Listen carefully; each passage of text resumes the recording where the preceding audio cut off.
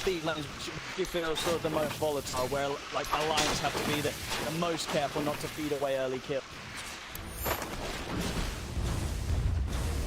Already Spartan's kind of doing the opposite. He's trying to die in top lane, to be honest. But no, I feel like this bot lane is the most important one. I think Shaker not really got a lot of kill threat, but this CK playing for run, right? It's click and stun, right? I throw my CK stun, you throw arrow, they can easily die.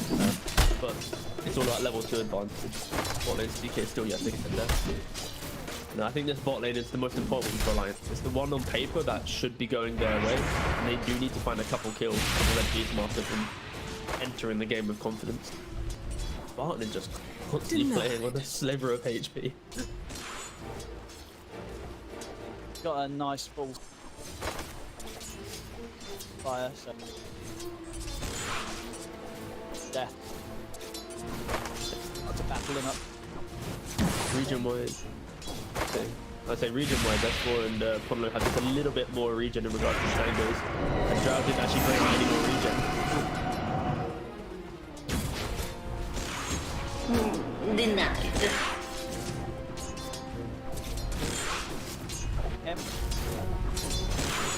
Doesn't die. Stick charges. Remember in an interview with Nande, he was basically saying that like he really enjoys Spartan's gameplay because he's so aggressive. He tanks all the deaths in lane, so he always wins. It's like, sure, that's some good logic to go for. And I guess it's working out right now. It's 12-3.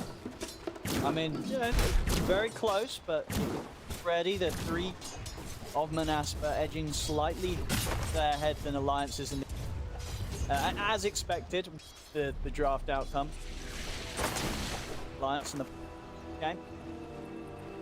I really think it's on to be able to courier has been killed. step up on the triangle. Sure, he's getting punished a lot in the mid lane, but when he hits 6, he's still going to be able to kill off this Viper with the correct support rotation. I think Ricky and Mirana both clap top mid. They can kill off this Viper, and as soon as Viper dies a couple of times, and then the Pangolin gets to enter the game, that's when it's going to feel like, oh wait a second, Alliance can get to that mid game timing. So I'm really looking at how the Alliance support is able to alleviate side lane pressure to then unlock this Pango's game. But right now, as you're talking about the CS, we're not really going to see that map movement for Alliance right now, because they are going to be locked into the side lanes of how aggressive Monaspa is being. Absolutely. Focusing on making sure that effective don't get shut down Killed, completely yeah. in the lanes, or when it's in, yep, bloodshed. Very passive start to the game. Like, I'm looking at this like top lane. Like, Drow didn't buy any additional regen. She shipped out on 1. Spartan only brought out 1 pack of tangos. They are just playing on stick of 1 deficiency. Yeah, it's a product of like everyone's just chilling. Everyone's just hitting creeps. And I think this favors Monaspa just a little bit.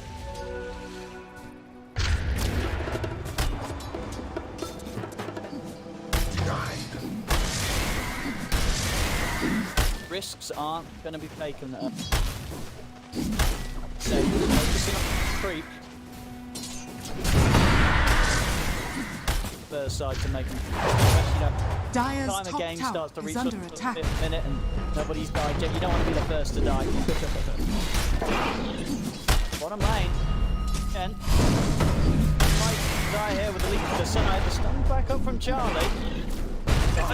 He's going to be the first to fall. Hands again. Will manage to get in and get that first blood. Desire also going to take a heavy bit of damage on the way out the lane. He's going to try and turn and trade back with Charlie, but Charlie holds his ground. He's not going to be able to, though. Desire will survive.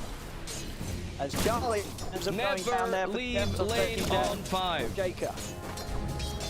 Already, Monaspa have been very cheeky of how they play in that lane. To prevent the CK Mirana feeling strong, they were always hugging the creep together, so they couldn't ever get a clean arrow. So they were playing the lane quite nicely.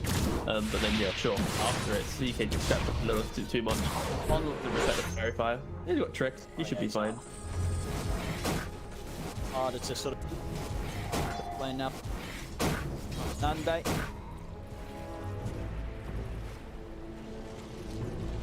No, Monaspa's focused up because they didn't tip or anything. Like, after That's Charlie true. died, normally they'd be a bit, gun-ho with like, oh, let's throw a cheek one out. But no, they're really just lasered in right now to this laning phase.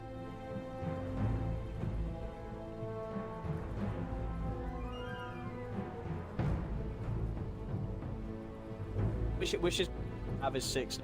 Is this sort of at a point, can Chuen play this lane, or is he getting pretty?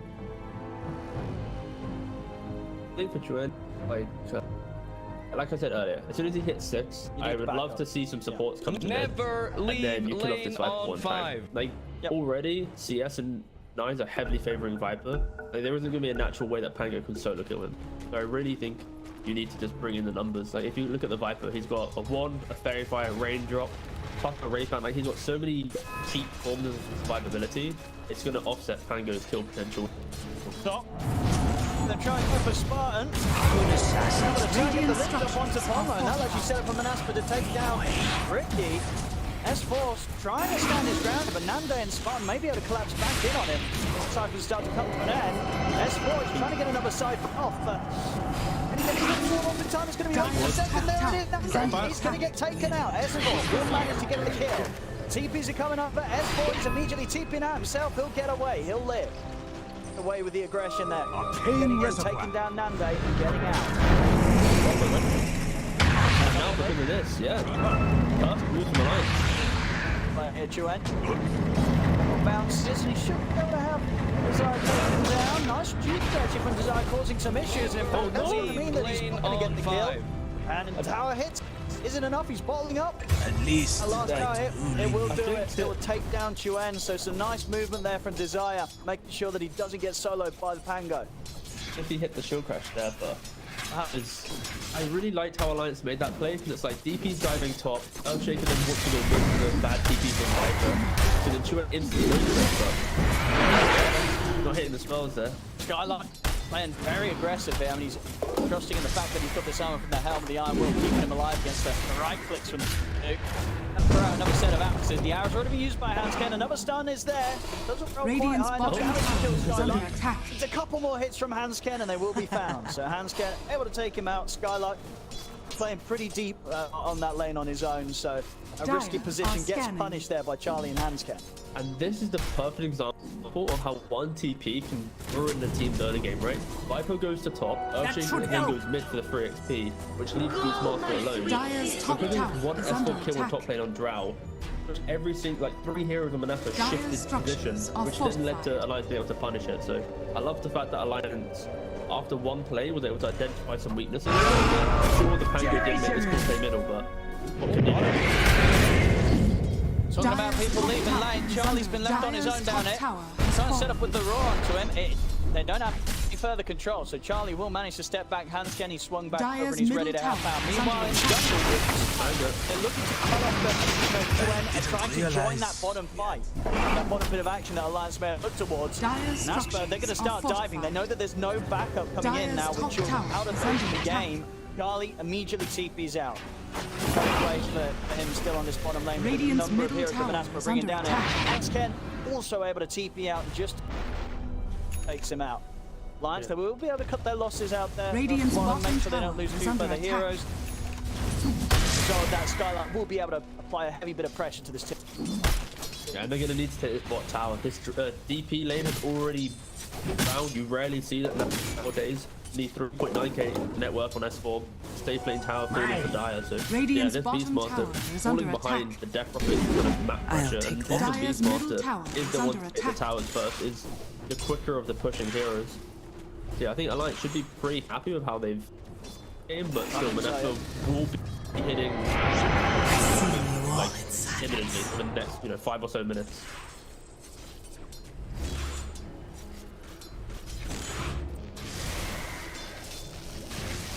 So, Radiant's strong. bottom tower is under attack. we're getting the back.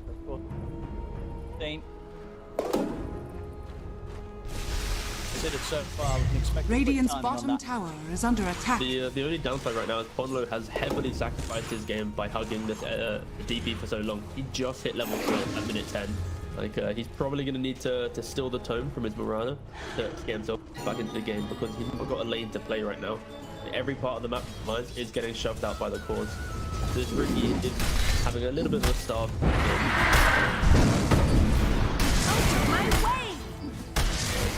Killing off the Beastmaster creep.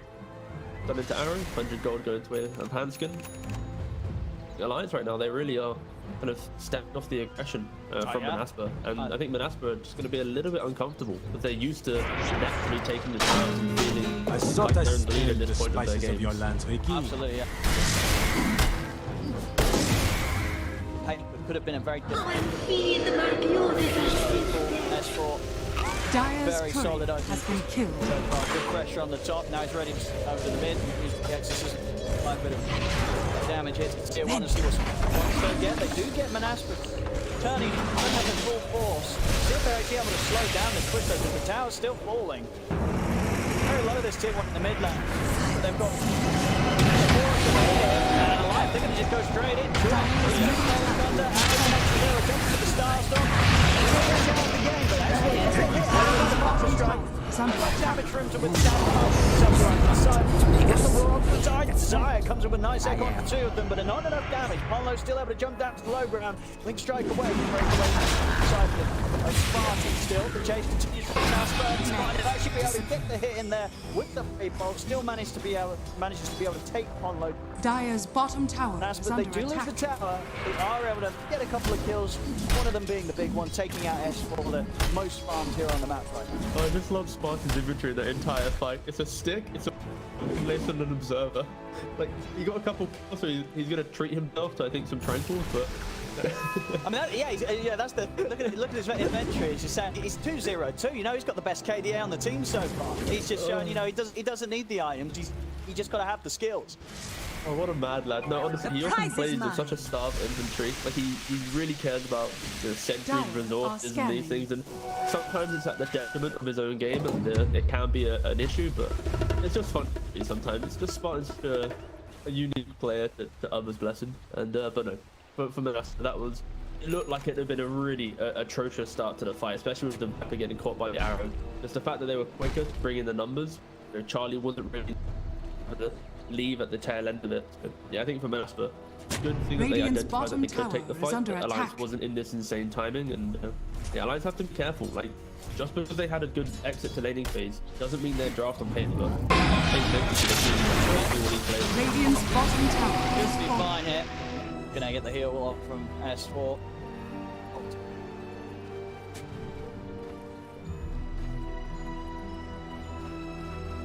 Iron.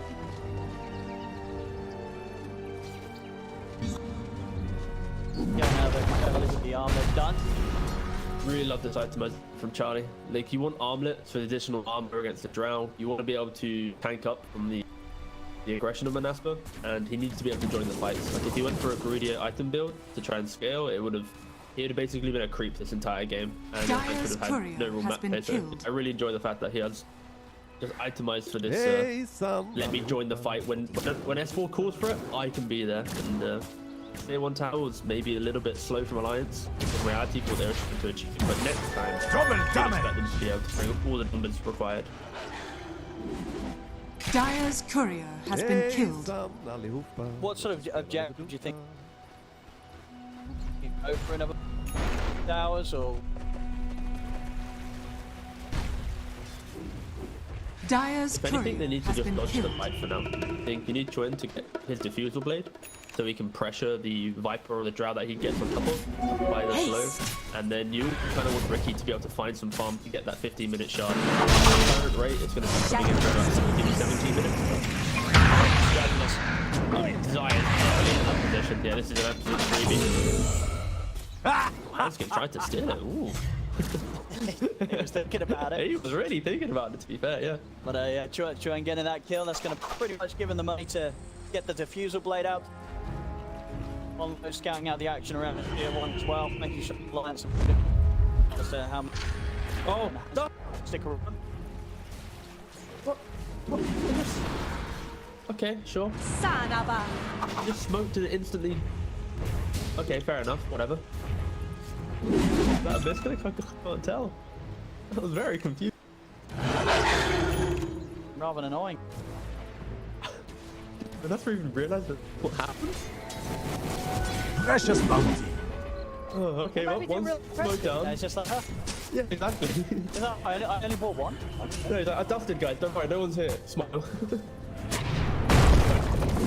Now they see, now they get him. How the hell did you I say think he was getting away with being quite sneaky for quite some time around this area. They finally kicked him out.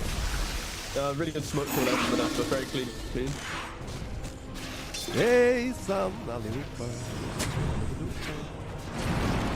Desire is very lucky. He got the RNG, got the tumbler story. We've already seen it in the mid lane game with that epic one, but before you can actually go for your shot earlier on the Shaper, you don't feel forced to go for Blink. And also, I'm a big fan of Shaper just not going for Blink first. I think the shot option, utilizing aftershock, it feels so nice.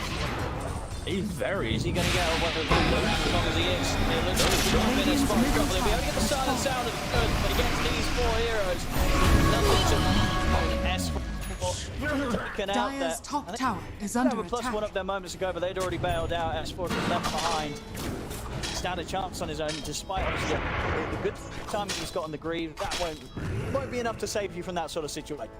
Not at all. I think if you're trying to find silver lining here for Alliance, the other cores, the CK and Pango, have been able to keep up with the net worth. They're all three Alliance cores are now that's kind of middling 7k window, just like Monaspa. And if anything, it's the Beastmaster who's had the hardest time entering in regards to his economy. I feel like for Alliance, they'll be hitting a timing soon, where Charlie, he has Echo Saber. Potentially, he might want to win the fight. He might just use this to farm further, get the BKB, and then that'll be the big timing where Charlie's like, I want to enter the game. I want to win a fight outside Roshan, use that Axo to then take the Aegis. But yeah, I think for Alliance, they honestly can make plays. And yeah, you already see them smoking up.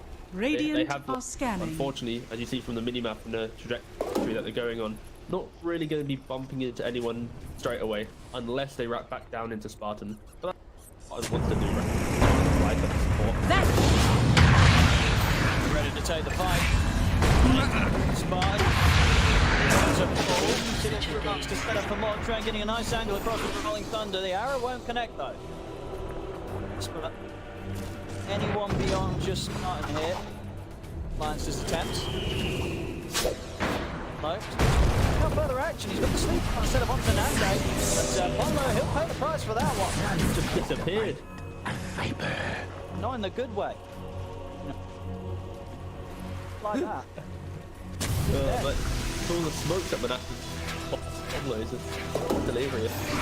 But to be fair, he's got that shard timing, and when the Rubik's dead, you throw out the dart, you hit the arrow, you can find these quick weapons, but it's always difficult in that location on the map. When you're going from top side of mid lane into the bottom side, it's so hard to actually take the engagement deeper, because when you're running into their high ground vision, I can see why Alliance kind of was like, yeah, sorry Ponlo, you're on your own here, boss.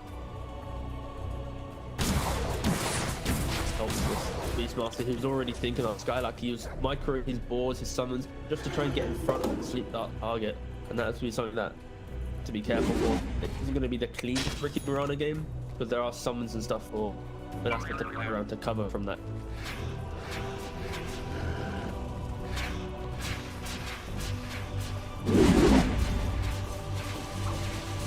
Gold. I will say it's incredibly boring when I look at the pod 1 and the pod 2. The inventory looks like mirror. Very similar builds. And they have basically the items in the same slot, other than maybe like one Wraith Band. It's literally one Wraith Band difference. Oh. We really need to have that. We're going to make a patch. It's like for a draft. You rarely see them on the same team. I mean, you barely see two people on the team by now again. Yeah, that's pretty true. But maybe. Yeah, you don't really see Shadow Fiend plus Shadow Viper, no, you don't really see that. Nice. Anyways, Monaspa, they really don't want to. I feel like this is the point of the game now that both teams realize that if they are to lose a fight or lose even a key hero, Roshan will fall. One team has Beastmaster, one team has CK, even the smoke screen, like, it's difficult. But I'd love to see the try and butt heads at this point, especially for Monaspa. I feel like the draft really is dictating it, as Alliance just got hit by a 3-man by a Centaur, so currently Alliance are losing to the jungle as they are. We didn't see it on camera, but Hansking, Ethor and Chuen all got hit for free.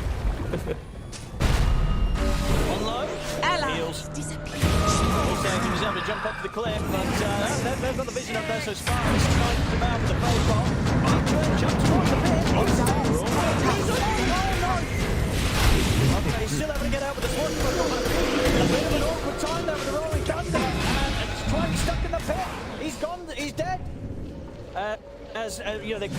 exorcism, but Alliance, can they still take this fight? 3 versus 4 here. Bit of an awkward spot now for Alliance. Skylark, he's managed to make the ball off onto Charlie. Got more lovely silence from Nande there. From the high ground, catches Charlie. Charlie trying to get away. See if he's able to escape this. He's still being chased down by Wish. He's going to offer the TP out. Charlie will survive. Big there for him that he was able to save himself, was very, very close to dying. Has had to be back in pace, of course. Give a bit of space from the Naspa to look towards this rope, kind of head into the pit. And, you know, it happens to on the Panga. I've been stuck there before, too. I mean, it's just a magnet for Panga to get stuck to. Already been asked to identify the best thing with TKO to this straight away into the pit, and this is already Nande grabs the Aegis. Naspa are going to be feeling very happy after that sequence of events. What an awkward chain of events for Alliance. Like, you didn't see it on camera, but they got 3-man Centaur stopped. And after that, Ponlo walked up to the high ground and instant died. And then you had the Tiddler jumping into the wall. I don't think I've seen 3 more awkward plays at potentially the most pivotal point of the game for Alliance. It really does hurt. It was so unfortunate for Alliance. I'd love to know their team comms after that Centaur, because maybe they were like laughing a little bit about it, and then suddenly everything is just I don't think you can laugh in this sort of game, T. I mean, it's pretty funny, mate. I won't lie. But I really hope that they were able to focus up from that, because unfortunately it wasn't the best attempt from Alliance to try and win that fight. Everything felt quite disconnected. But that really just positioned nicely. Good gosh for Nande from the side, catching the lines. Will survive over the system. We'll see Charlie trying to wrap around the back lines. He's going to take an echo slam to the fancy from the Dire. Gwen, got Nande long enough. He's got the He's really on perfect angle. And he kind of bounces across with the running Thunder. He's got to run. Fight that Alliance. Radiant's bottom tower has fallen. Don't lose anyone. Not able to take anything away from Naspa there. Radiant's middle tower is under Shard attack. from Zhao is doing absolute work. Like, the supports even show for a second they're getting hit by these frost arrows. On top of that, this double Hurricane Pike. Seeker, when he initiates, he's trying to kill the squishy heroes, but how is he able to lock down after that initial stun? I think Zai has been pretty on point, just protecting these cores. Dire's top tower is under attack. Yeah, right now, Monaspa, they hit their timing, they hit their stride, they have the Aegis. Radiant's middle tower is under positioning attack. in a way to unlock their Russian without any real punishment. But if it was Monaspa, they are destined for a deep dive soon. Radiant's middle tower has fallen. John S4, just got to be careful. The stolen arrow heading the way of S4 there as well, nearly caught him. Prepared for that sort of play coming out from Spartan. Hit by that, almost going down. I love the fact that Nande is actually going for the Manta stuff. Drown. Yeah, could be the aggression here, which should be fine. I feel like against DK, it's always such high value to have ways to just drop that initiation. I'm trying to leave this area for now.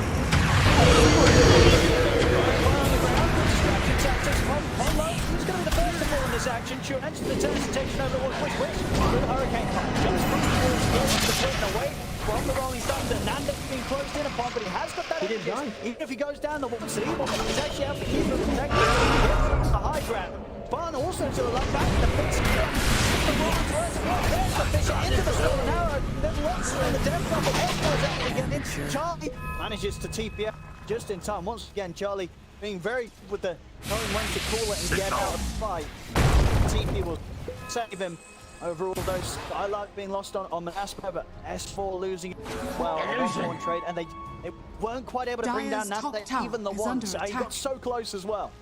It was a sliver of HP. I didn't get to catch exactly how much HP the Drought had, but it was just like one right-click difference was all that was needed. Oh Christ, yeah, so unfortunate for Alliance, just not able to get this check off. But to be fair, it's extending your 9-second BKB on the Zephyr it for an Aegis that was expiring in a minute and a half. I feel like for Alliance they wanted a lot more from that engagement, but they just weren't able to localize the fight. And Asper did a really good job just fighting out, you know, from there. Radiant triangle into the river, then to the Dire jungle. Like, they really dragged out that fight. So Alliance felt like they had to continue chasing them. Yeah, that alone was probably Alliance's biggest weakness there. The need to always find that kill, and yeah, just didn't really come. Sure. We're saying that the hurricane pipes and to play around the, make sure that Gwen just Dire doesn't really are find his scanning. opportunity and with the lockdown. It's actually so annoying, I think, for Alliance to play this game because they rely on pretty much Charlie to dictate Radiant's top who's gonna tower die. is under Like, everyone attack. else can step up and engage. Radiant's but top Tango tower being has disruptive, fallen. Ricky Morana hitting an arrows combination. But it's on Charlie to go, this is the hero I'm going to kill. If they die, we win the fight. It's very Radiant's difficult. top tower Just is under the attack. positioning of Drought Viper. They both like hierarchy fight. They position so far away that Dire's you even get middle onto tower them. Like you is have under to sit attack. through. Like, Radiant's smart. top So, tower please, has it's fallen. like easy moment right now for Alliance. This was the concerns in the draft was Alliance's mid game against this aggression from Monaspa. They need to overcome. They need to get to like the 40-minute mark Radiant's where they top can play a tower is completely under different attack. style of game. Because this is Dire's Monaspa's courier window has been to take killed. racks to do whatever they need. Dire's bottom tower is under attack. Match are about to be complete on Nanding, so now that initiation I was mentioning for the CK, when he jumps in, Dire's middle tower is under attack. CK gets the correct illusion, or the correct, the actual, sorry, for that 5-power PB, so yeah, Monaspa incredibly strong right now in the form of Alliance and Dire's aggression. bottom tower is under attack. Alliance are just trying to skip around the map, not take the fight and to their next item. Like, sorry, is going for the Shiva's guard. Like, how you don't often see that blink diffuse into then straight away Shiva's guard. Like, he understands the importance of trying to win a fight in the next, 10 or so minutes. Dire's bottom tower is under attack. Bottom tower has I'll fallen. take that.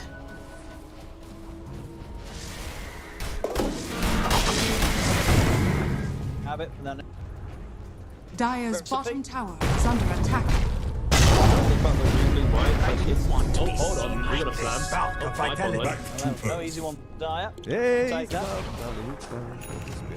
So it's like with Shivas, I feel we've already spoken a lot about fighting from Monaspa. Of course, the move slow from Shivas would be very helpful. The additional armor against Ralph, when you're rolling around the double ranged cores, just right click throughout your roll, you die pretty quick, so you do need armor. I think it's a pretty high value item. So Let the PKB to kill onto Desire. Look towards Spartan, he'll try and switch still. They'll commit for, but the roll's there for Scotland. And Spartan, he's just beating him in. A perfect bait there from Spartan results in the death of And then you both can Chuck die. and Handsken. Spartan with the outplay. the absolute outplay. Swap leave up lane perfectly on to the high. low ground of the high, knowing he's going to get bumped up to the high ground. What's the Pango to go deep? I mean, yeah, because that was the big break thing. He probably could have swashbuckled to the high ground, but he would tell you that he intentionally cut it so that Pango commits with the Rolling Thunder and then continues to chase up the high ground, thinking that they'd have a chance for the kill. They did it, and now Alliance 2 heroes down. In reality, he just did the wrong range, but no, Rico commit with this. He knew what he was doing. He was a hype Парни, player. что он делает? These are the small plays that you need. Alliance falling victim to the need to find the kill. Once again, I feel like that was the storyline of the 1.5 in the Aegis fight in the top side. And the same is Rubik. They're so eager to get something on the map, and it is their battle right now. Dire Monaspa just not are leaving each scanning. other's side, just walking around 4 or 5 heroes at a time. Yeah, Alan Roshan's going to be second. 2 minutes. So Monaspa will have to hold on to the lead a little bit if they want. Hold on. Before they push high ground. Roshan. Sure to respawn. Definitely favoured them. That's the variability of Roshan, honestly. Like some teams get like the 13 seconds, other teams get it like the 3 minute, and you're like, oh come on. It really is quite a fun concept, at least. Will it change in the new? I was just thinking about that. Yeah. Is that that's something you could change, or do you think it kind of balance-wise this best spot to have sort of the respawning? I like the randomization. I mean, if anything, Roshan should be stronger. I think it falls too easily. So that'd probably be my change. And I'm always a fan of spicing up maps and location things anyway. So, but I also like the timing of Roshan. That's clean. Just everything else What has about to be the changed. chaos? Now, 1% chance that right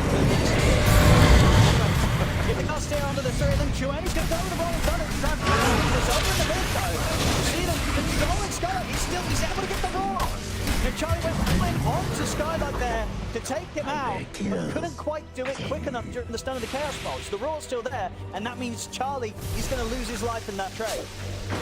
Not even tried to fight for We're going to put the ghost. We have the Exorcism of the BKB there. We'll get on top of Nande. S4 continuing to stay on top of the Drow. Nande's in a lot of trouble. He's going to turn them off. They'll get taken out. Alliance. S4 trying to chase one more. There's the slam inside. Under attack. Also causing it for Wish Alliance. He's off for the TP out. Gonna to stop it. They don't. They're more than happy with this. The 4 kills. S4 had some put plays early to start the game really strong, and now at this point just dictating the team fight. And the BKB Exo charging in with this big dagger, and they just couldn't deal with it. Gets on top of the Drow, and S4 just completely ruins it. Death's bounty. Actually, a really nice read from Alliance. The fact that throws himself in, but Monaspa used a lot of resources to actually kill off that CK, right? Multiple BKBs, and then Alliance said, wait a second, guys. Let's just go. Let's see the Roshan respawn. Yeah, now it's up. This is like, okay, we're gonna see the highlights here. And it's uncomfortable for Monaspa, at least in the engagement. Like, you're see CK have started the fight, but now they and both use BKBs. Nothing fight is started. Alliance there have to try and take the fight outside of it once before they turn their attention back on finishing Roshan. Monaspa, they have got everyone back up though, so maybe now Alliance can't quite get away with this Roche just as much as they maybe felt. I almost feel bad. They need to make the call to back off. They don't want to try and force the Roche now that Monaspa's all back in the game.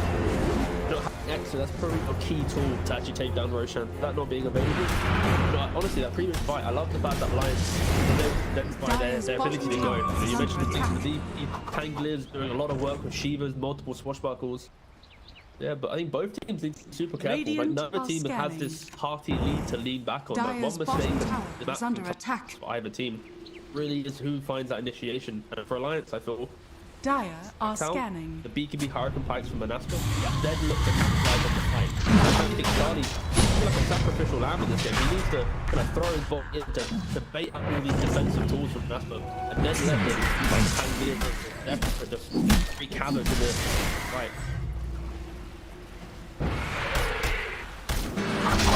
Out by the Hawk. Still a hop around the Roshan. The last time Alliance was here, it was an awkward situation that occurred. This time around, they need to clean it up.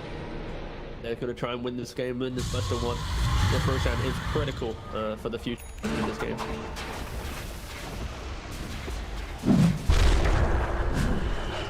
I'm on the Roshan Monaspa.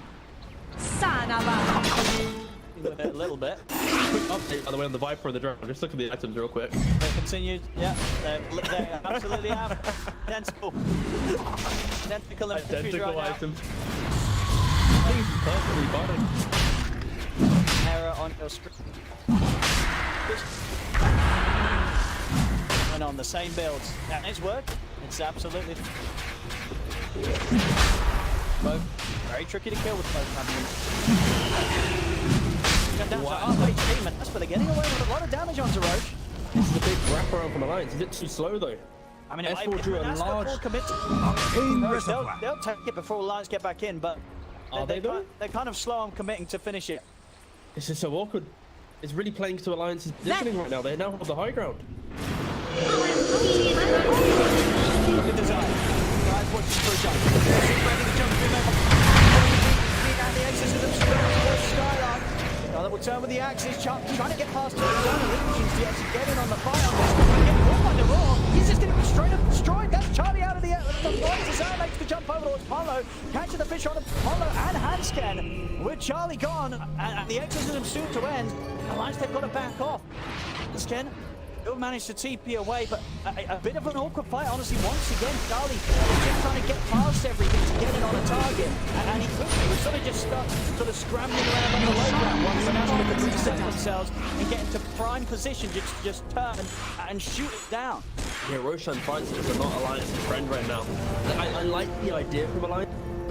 Yeah, Podler was a lot of work throwing these constant smoke screens into Roshan's, like threatening Monasp's to take it quickly. Such a beautiful wraparound. But I think the initiation was a little bit off. Like, of course, DK jumping in probably would have been the best option, but Death Prophet jumped in first. In doing so, it kind of installed the run away from the engagement concept in Monaspa, and that alone allowed them to again engage high ground. So Alliance, they wrap around, they control the high ground, they run into the river, and then they give Monaspa the high ground and take the fight there. So again, it's Alliance had 2, 3, maybe 4 engagements now where they really are just chasing Monaspa, and it doesn't help out, especially when Drow Viper can disengage around and then do artillery from a better position, and that's why we're seeing CK go down time and time again. Yeah, Charlie, you know, he had a decent start in terms of farm, but now at this point, he's just not really getting to play his game in these fights. He's not getting a chance to pop Radiant off. structures are fortified. Yeah, luckily for Monaspa, Dire's Drow structures and Viper are are fortified. a different option. Drow versus Discard, Radiant's top tower Viper looking is for AC. Stage. And not an issue down. They take down the tier 3 up top.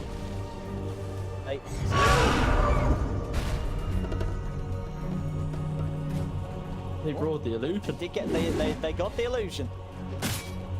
I think they've been so used to Ponlo just Dire jumping are into the scanning. fight that they Ponlo's Dire's to bottom treat tower every is illusion as a real under hero now. And this is now the awkward part of the game that the Charlie's ulting just to farm, but already Monaspa taking out the triangle. He's got to get Charlie's out having to there. run away. Could be fine. Blink out and.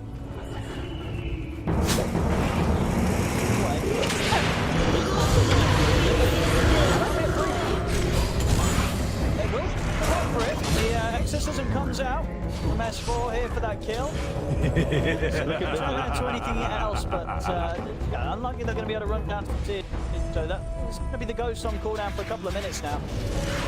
Poetic, the fairy fight by the tier 1 Dire Tower. The one that Nande dropped at the Roshan fight How'd has he now get over somehow here? moved to here. I don't know. This fairy fight is going on an absolute journey. Oh well, yes, moves are across the map anytime soon. I'll keep you updated, Owen. Don't worry. Unfortunately for Alliance, they actually couldn't really achieve anything after Beastmaster kill. There's no Roshan, there's no natural power to move to. Alliance are moving towards top 2. I think Monaspa should just give this up. Beastmaster respawning in 20. Tower should fall, it's already half HP. If Alliance should aggressive players on the dark side of the map, that's when they should be careful because X is on cooldown for 2 seconds. Actually, Alliance are respecting the short respawn here. Probably disengaging Dire's from this. top tower is under attack.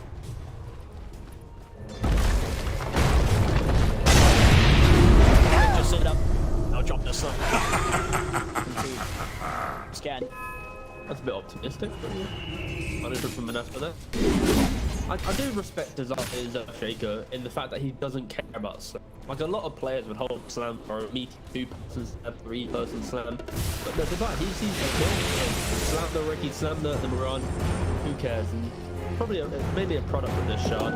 Shard is the way to play out fights.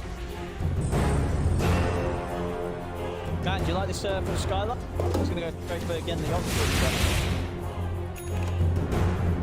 Dire's To be courier fair, I has think been this killed. Octarine build is pretty fun once you get to 25. Yep. Cooldown plus an Octarine, and then for that you then maybe get like this. They didn't get, so unfortunate. I think mainly it's just a tough game. I think 8 levels on Beast is good, especially when his one job is to roll the tango, or at least roll Seek from a defense. And down the Yes! 7 here. Grab. Alliance. Still heavy damage done to the tier tower. We're seeing approach the base of Alliance.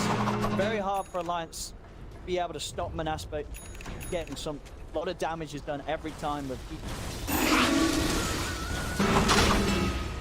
I do love the old fake back smoke. This is a pub classic. You know, you hit the mid tier 3, you step back a little bit, point, just go smoke. They're gonna run into us. Luckily for Alliance, they didn't fall victim. The most enjoyable call in Dota. They just hugged the high ground. very well positioned to take any engagement if allies are to leave their base.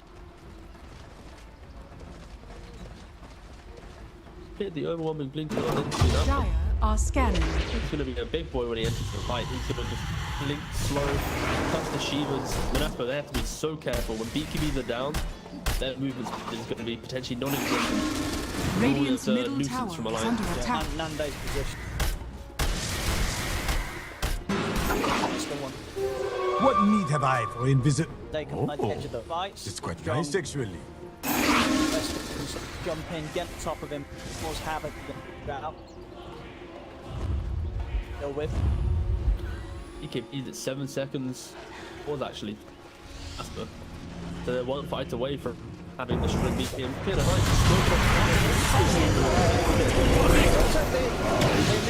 run for that attack. Just got the BKB on his way up. Hang on to his now, once the BKB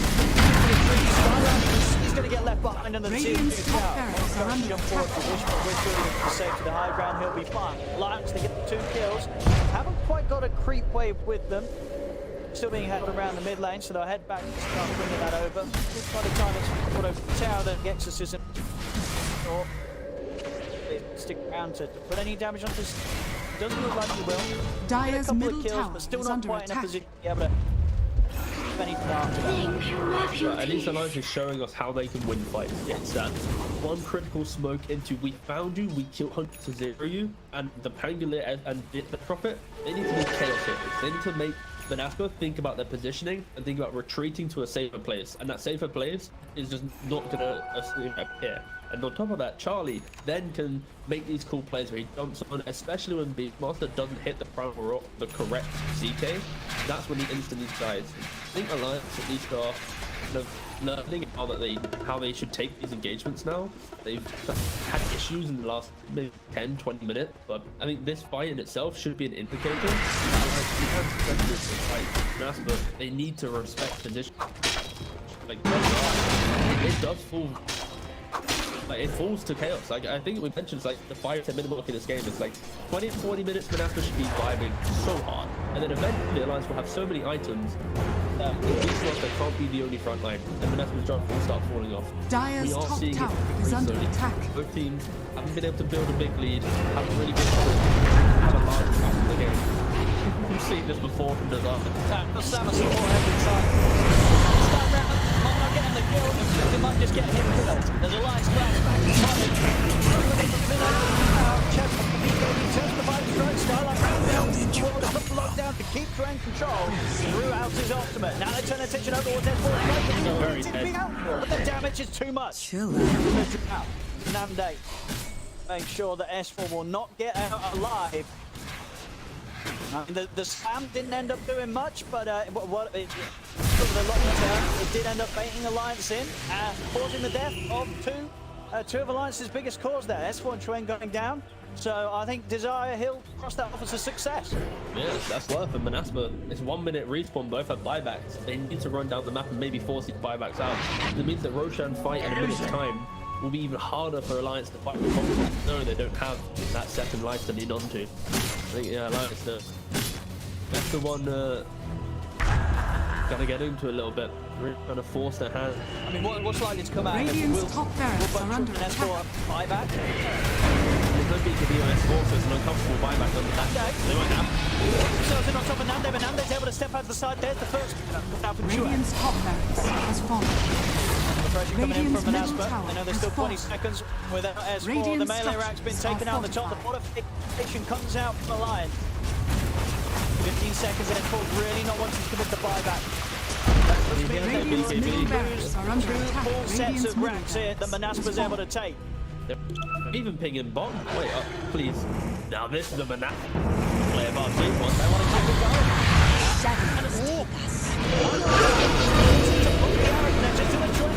He's going to get caught by the Raw. The Raw sits up Nande and turns the attention over towards Duran, trying to do the damage. Duran sets it up. Duran will live. Gets away. Charlie. Around from the side. Now it's towards Nande. It's a long shot to Charlie. Indeed, he's just completely taken out of the whole fight. He'll fly back immediately. Quick. Skylight. They will bring down Charlie. There's the ult coming out for Desire.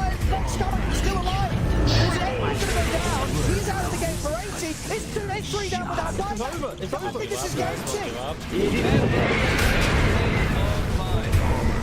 And with that, that's it. This game one is it's gotten the way of Monaspa. They've gotten the win here. Well, Radiant's middle tower is under attack. Middle tower is falling. It became a little too much for Alliance team, and Monaspa, they did play this very nicely this game. They made sure that any little mistake from Alliance, it was well and truly punished, T. Yeah.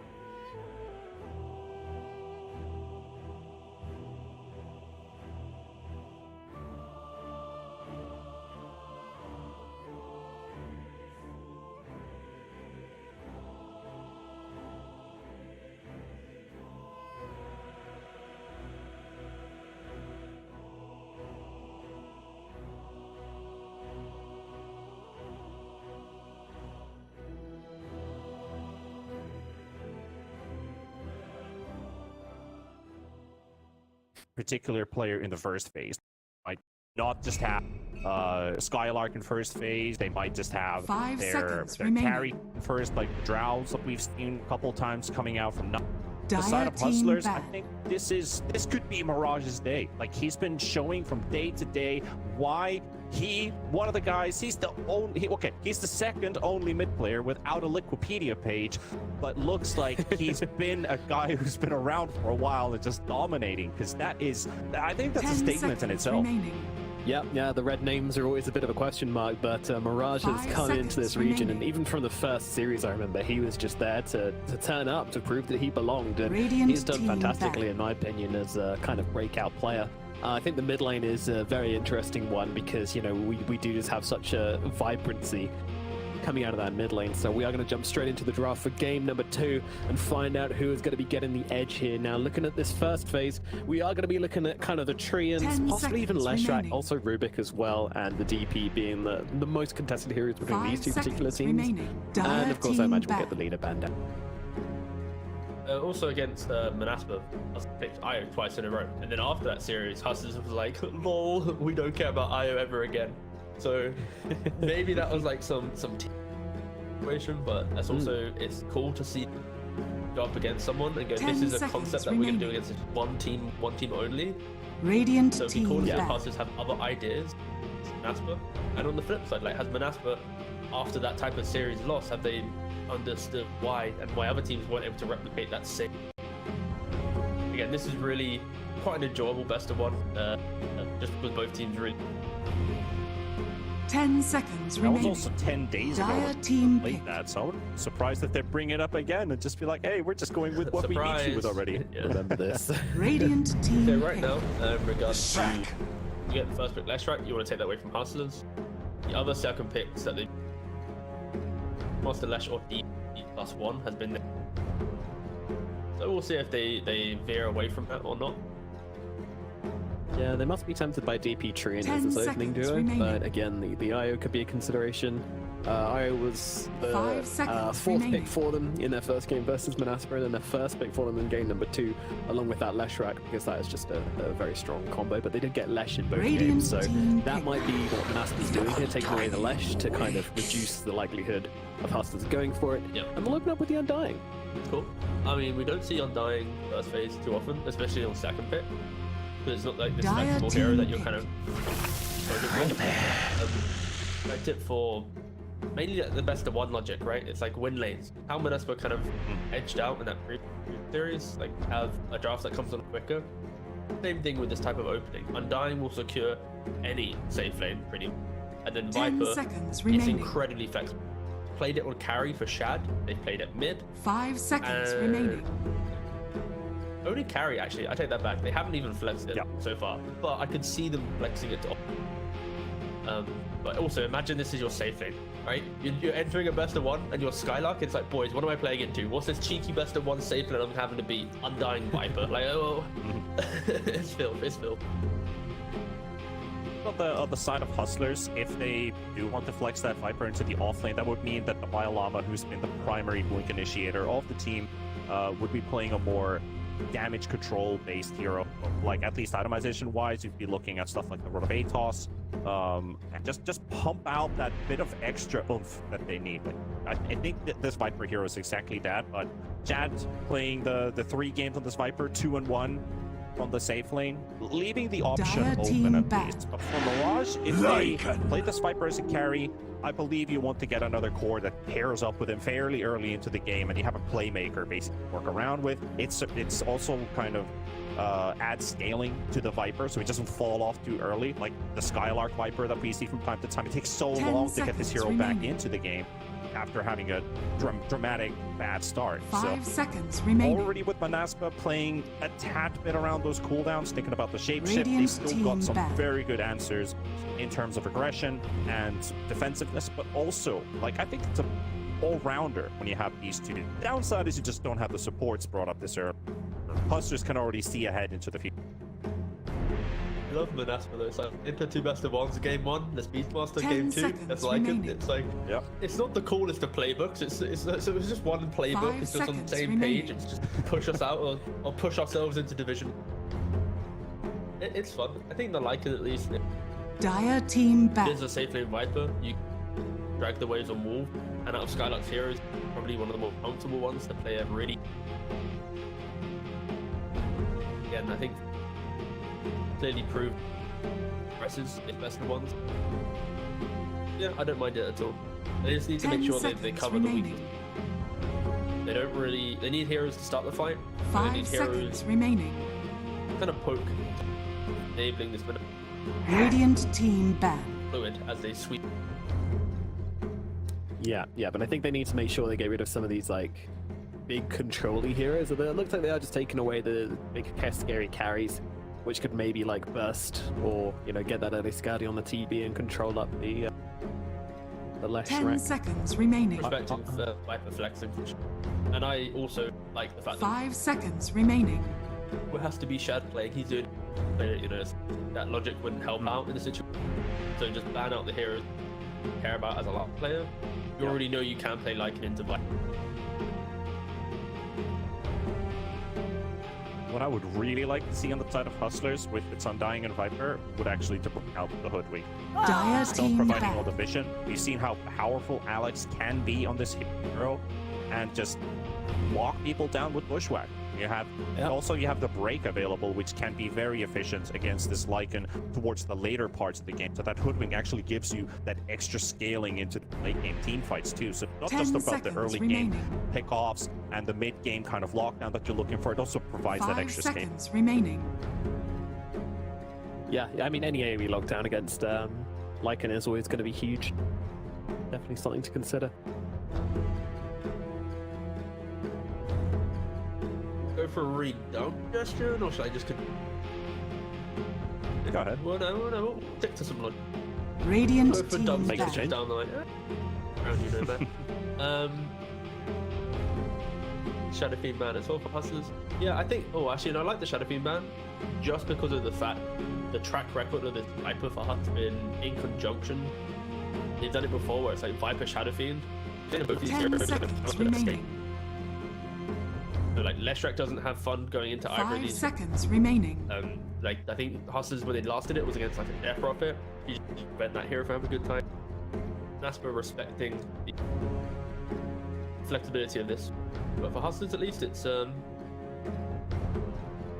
Snapfire, very Radiant counter-aggressive hero. team pick. These are heroes that after laning phase they just prevent you from playing your same thing with Ricky, right? Dire team pick. Even before that, it's good.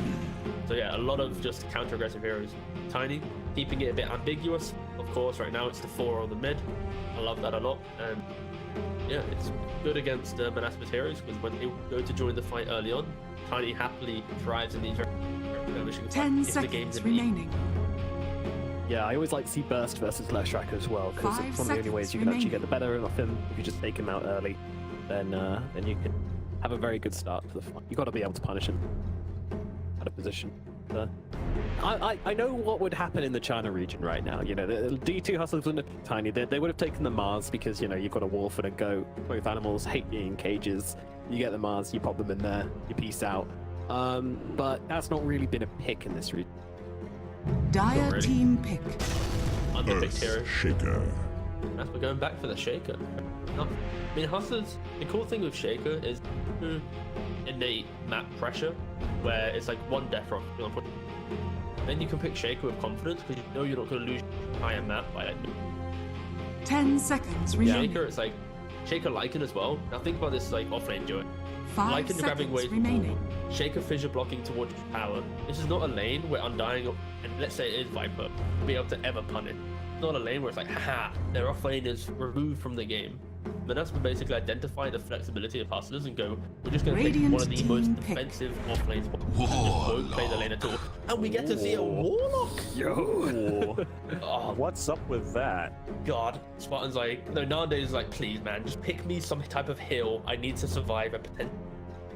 It's like now Monaspa have Earthshaker Lycan to dodge the lane. 10 Some really seconds scuffed, remaining. underpicked, out of meta Warlock just because of a hill to survive a potential 5 Viper lane. seconds remaining. They're getting a bit spicy in these best ones for sure. And this is the first Warlock of the EU DPC And the Division last. 2. And the last. And probably the last. I mean, literally, the tiebreakers are about to end, though, man. So it's no flame. It's just. Yeah, okay. We could take it as such, but I mean, Monaspa are a team of records, right? You know, you've got Nande being the second most kills, least death, Wish is second, and then also most deaths. Spartan is first, so he's clearly just trying to keep up that record, make sure it doesn't get beaten. Gotta respect it. What I like about Monaspa on the side of these supports is when you compare them to the cores that they have, very mobile, very all over the place, and then you have two supports with super long cast range. The Fatal Bonds, the Golem can cast from a million miles away, Fissure can be cast from a million miles away, you build a Blink on the Shaker too. So the supports can, in a way, stay safe while still providing for their cores, and then they have a massive amount of burst damage. Leshrac just got amplified by a fuck-ton, and I'm really liking the idea here, because this like the one-of-a-time occasion where this Warlock could actually work, because it's added up with this Leshrac. I really like the idea Monaspa has here. I'm gonna go for the flip side just to get fans some other storyline to look at. Devil's advocate. Yeah, Devil's Advocate. If Monaspa don't get a Leshrac who has a good game with blood play up front, Mirage has often done that, so you can expect it to happen. But if it doesn't, their draft atrocious. Warlock Earthshaker can't do anything to help anyone out. Its cores aren't running forward. Like, as soon as Monaspa stops going forward and is delayed, then it's like, wait a second, we have to wait for the one turnaround golem. We have to wait. I like the DPC Tide Hunter. Yeah, same. It's Warlock will do nothing again. So now whatever carry Monaspa needs to be casual free farming offlaner that just goes, oh, thanks, I'll just farm against Tide, so some Morphling type carry or something. But for Nasper, it's like, I feel if Lesh or Lycan at any point are stunted in their early fights, mainly Lesh, I could see Monaspa really struggling to ever enter the big engagement. Wait for the golem, and even when they hit that, where's the explosive damage after? Or like a model, Leshrac walks in. I like the quirkiness of the draft, but I can see it having a really things don't go their way. Yeah, there's always a trade-off, especially when you're buffing up your cores so much that you kind of have to live around them. If you don't have those cores, what do these guys do? That's exactly correct. 5 seconds remaining. One thing that I was kind of curious about was Monaspa banning out the Ursa in the second phase, which allowed the Tide Hunter also to go, because he got himself a better lane now, and can't just think of any other hero. Maybe the Spectre could work out. Spectre Warlock is an old school classic, but the type of heroes that you want for the lane, okay, they ban the Spectre. Never mind, let's not go that route. I think Ursa ban the second phase is just Lycan eventually doesn't do anything against him. Also, Leshrac has a hate to play they go up against cores that just jump on top of you. And it really was 10 a seconds remaining. And Shad is a pretty awesome Ursa player as well. We've seen some great performances out of him. The thing is, if they did went for the Ursa like 15, still could have gone for deep. Still in the pool. Counter it out. But I would guess it's going to be the carry then, since Nande is talking so much. I'd expect 10 seconds I feel like remaining. if they're not lagging carry. If they're not picking up a carry here, I think Monaspa have already put themselves in a very difficult position to vibe hard in this game to win it. Yeah, but at the same time, for me, like Monaspa's draft, the one thing they're missing if they want to play fast is like some hard initiation, you know, like some catch, which is more than just a Shaker Fissure. Wow, okay. I thought Morphling was like a more like a stable option. You get scalability, punishment. You take over Pioneer and Dying to provide that team. That's what, but instead, now that he mentioned he loves this Odin carry, and this is relatively good game for it. He should free farm the lane, give you some mid game aggression. But as for it, it's going to be a treat to watch if they can execute it, because just go, supports behind it, bring in a shit ton of team fight, and that's why Hustlers, they look at this draft and go, sure, if you're not winning this game by, like I said in the pre-show, the 30-minute mark for Monaspa, you normally lose. So Hustlers just double down and go, alright, we're chilling, we're free farming. Yeah, you got the Mirage Viper to secure the early game for you. The Davai Llama Tide Hunter to just be that brick wall, and then a late game brick wall as well in the Medusa. Will the wall hold steady though, or will Monaspa be able to smash through it? I do just want to quickly ask about the OD into the Tide Hunter matchup. I mean, how is that something we know about? Is that a thing, T? It's not really too much thing. I mean, well on that lane, you'll just be fine. Tide will also farm quite nicely. What was the pos for again? Tide Hunter gate? I actually forgot. Tide, it was Tiny, right? Okay, in that case, I think the farm quite nicely, unless there's some weird like dash into Avalanche to play back, but OD should do quite well. I think for Nande at least, he went like Midas to Ags, played a utility style carry. He didn't try and go for like Witchblade and right click on his own. Doing that again, for his Leshrac to be the carry, and like to be the so Monaspa are still aligning for that skirmish run at you. I should go to wreck this Tide. Really even odds as well. T-Panda, very quickly, your thoughts on this match? Hustlers are gonna take this one, and I think like the buff coming from the side of Alliance as well. Like they want Hustlers to win this one, stretch it into a third, give them a chance to play it out. The Medusa is a bold idea. At first I was like, I don't like this Medusa against O. But the fact of the scaling, going further into the game, Monaspa's weakness in the game, I think. Alrighty, let's find out what's going to happen in the second round of the tiebreakers. We have Odie, Pixel, and Kezi to take you through the second game. Thank you very much, Nomad. Yes, we're just about ready to get going with the action here between Monaspa and Kezu. What's your sort of thoughts on the drafts then? We're getting some fun stuff. You know, Spartan bringing back the Warlock, Desire again getting to play the Shaker. Yeah, Hustlers though on the other hand, they're going to rest on the fact that they feel that this Medusa, Shab, he's going to be able to carry this game out. Monaspa, they're not going to be able to end it soon. Who do you think's got the right take on this game? I like Hustlers closing 2 picks a lot. I think the Tide is very good as like you play against these 2 heroes that rely on running in with the Lesh and Lycan. You're just this big fat wall. Similarly with the Medusa last pick, also very good. I thought they would perhaps go Medusa or Sniper, just something that can stand its ground or keep high range. Medusa has a good matchup against OD. Maybe there's something in this game where you still build the Ags on OD to like just take the Medusa out of the fight, because they're gonna rely on that later and you just spam Astro her and try to kill her team. Maybe that's one thing to go about it, but I gotta say I like the Hustlers draft, and I don't know why there's a Warlock, but maybe Spartan can surprise me and show me why I'm stupid and I don't understand the hero. What it can do.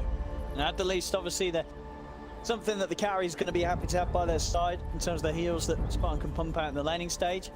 You know, down the lines, there's some pretty nice, you know, theoretical fatal bomb combos in terms of AoE damage that his teammates are going to be kicking out in the fight. So get some big damage off in the team fights. The 5-man Fisher into fatal bombs into the OD ult. I'm happy to see it. I'm looking forward to it.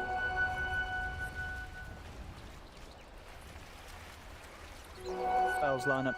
Парни, что он делает? See so far today, Monaspa very much to be The wolf is at your door. impressive showing in that first game against Alliance.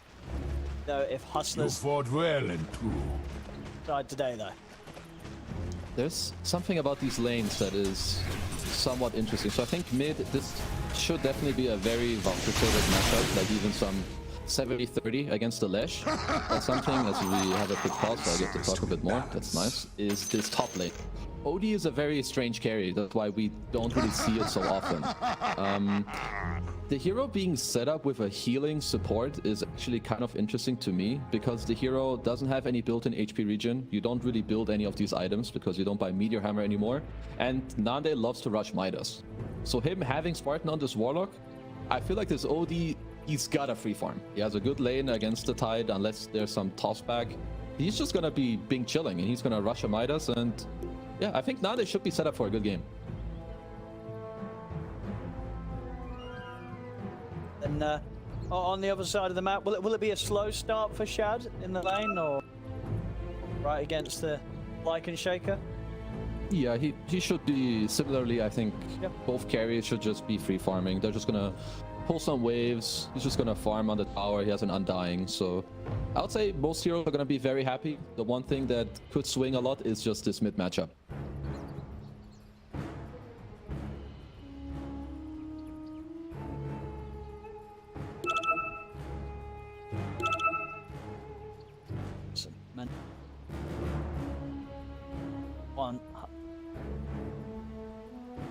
take the next alliance.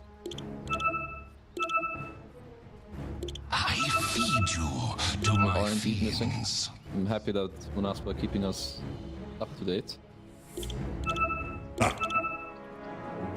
Yeah, and what overall is there? Never Sort of leave build lane beyond on the 5. Midas for the safe lane, Odin. please. I mean, it's a bit hard for me to say because no one really plays this hero. No. So I feel like when you're carry, you're probably more inclined to go some right-click build. But I feel like that doesn't play that well into Medusa. I feel like you would perhaps help your team more if you just go this Ags into magic build where you just take out the Medusa by just spam astraling her. And like you take out this one wall and then you help your Legend Lycan that way to just like deal with the rest. Kill the Tiny, try to kill the Viper in the shift, but we'll see. Maybe he knows better and there's some Midas Witchblade build where you play like with Pike and Blink where you play long fights that way. But I still feel like the Ags is just, it just looks too good. Yeah, sure, because here, obviously, Midas that you will be getting regardless first. Going down sort of a farming, right-clicking. Is there ever a time where you have a good match? Sort of 20 minutes, they're not going to care about you.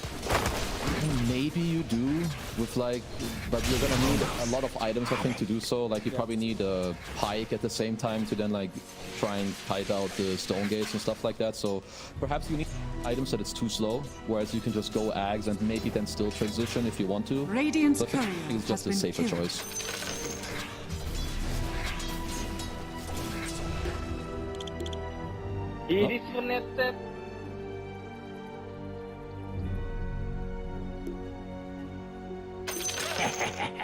XDs are being dropped. Resolve them. Sock 'em. Gentlemen? Just gonna have some wave pulling going on. Probably, I mean, both the side lanes, as we said before, they're gonna be played out fairly similarly. Because neither off lanes can really pressure that much, so they're just gonna play to get as much as they can. Maybe deny a few creeps here or there by pulling some waves. But Never yeah, I think leave lane on 5. To my I've seen this Never matchup get out of leave hand lane very on quickly 5. between the Ashe and the Viper.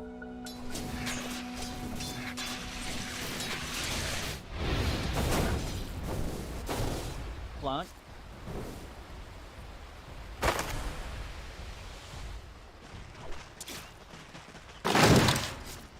Managed to get the full options. Yeah, just a classic wave pulling. They even have 2 range creeps here somehow. Like, perhaps that was a big left from the first wave, but there's gonna be a lot of creeps denied. I don't know if Llama can actually hold them there. Since Spartan is there doing a good job to actually, you know, hit him a bit. He got everything. I missed the range creep. Got all the other CSs still.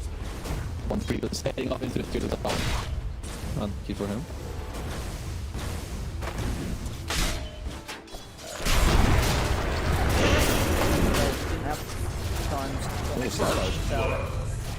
Gonna be first blood there. They sing the song of death. There, tombstone down. Not the place to be. Is he No, he first blood definitely, there for that duo lane? A little too hard to pressure the Medusa there. I think it's nice to like get these little chip-ins, right? Sure, like when yeah. you have the opportunity, but yeah, you need to be careful against this Undying. Just lowers your HP, Tombstone gets dropped, suddenly a Snake deals like 150 damage. Yeah, not the play, but definitely a nice job here by Hustlers.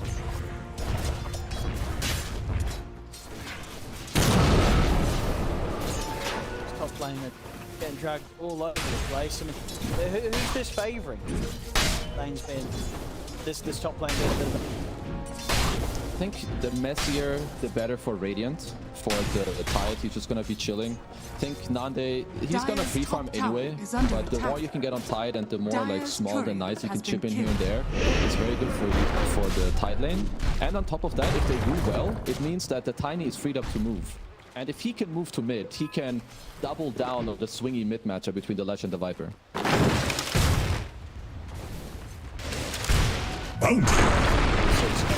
one. Radiant are scanning. Top Spartan. He'll end up getting taken down. He's getting these early kills. Good. Doing good. Even here it's a double wave. We'll see if Nande gets to push him off of it. It would be a very big deal if he could. Because Llama, he just wants to kind of chill here and then drag them again. Oh, they've got Astral in a second. They might be able to make a play. Martin's trying to bring the creeps away from the tower first. Before he starts to help out. The Astral won't be enough to kill off that by Llama. Back a little bit. Spartan standing his ground against both of them. Why play the lane when you can play in the jungle? Oh, man, really mess. All over the place, the creeps bit.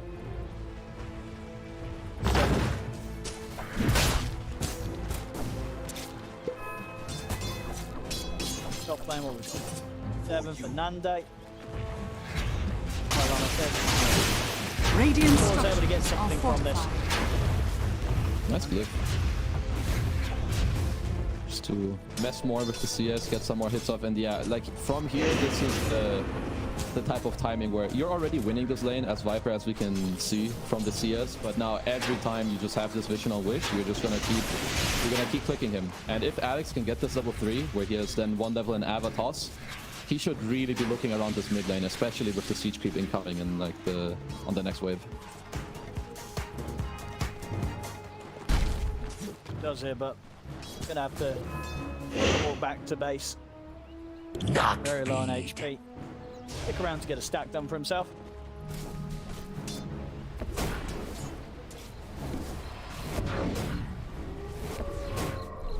Complete free farm Viper him. Yeah, there's gonna be double free farm pretty much, because Medusa is gonna be the same. Sometimes lineups can look weird when you have like 2 of these cores that are very similar in terms of playstyle. Like Viper and Dusa are both kind of single target agi carries that are kind of slow and just play on range. I don't really see them getting pressured that much in this game. Sure, there's a Lycan and a Ledge that are gonna run at you, but both of them are... I mean, Static is doing pretty well on this lane, even with the first blood. But they're playing into some desperate counters in the game later with the Medusa Stonegaze, Tidehunter Ravage, so I really think that D2 Hustlers are off to a good start.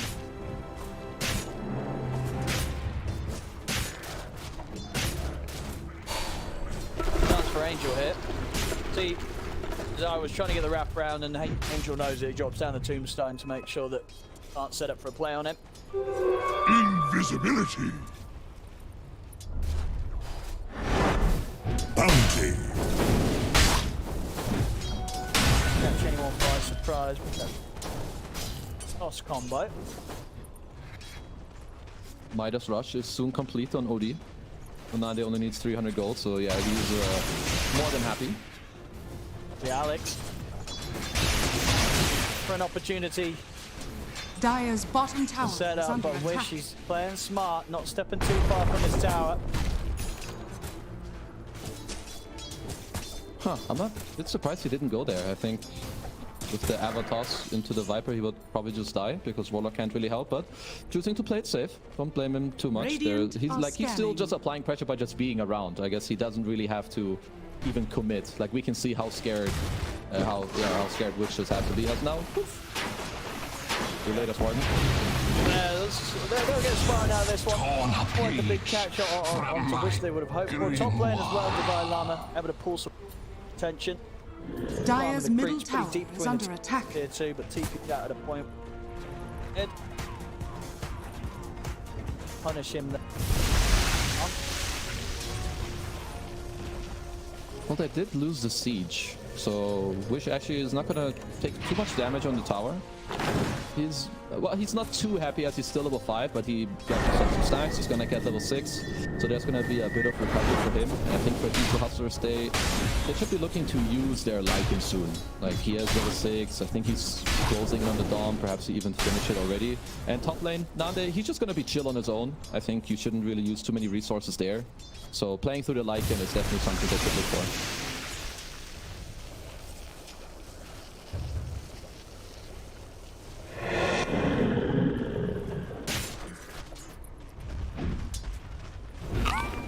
with this. They go for the smoke move top. They know that there's quite a few members of Monaspa playing around bottom. At this point in time, Nande completely on his own. Get him beyond the tower and take him down before any TPs start to come in.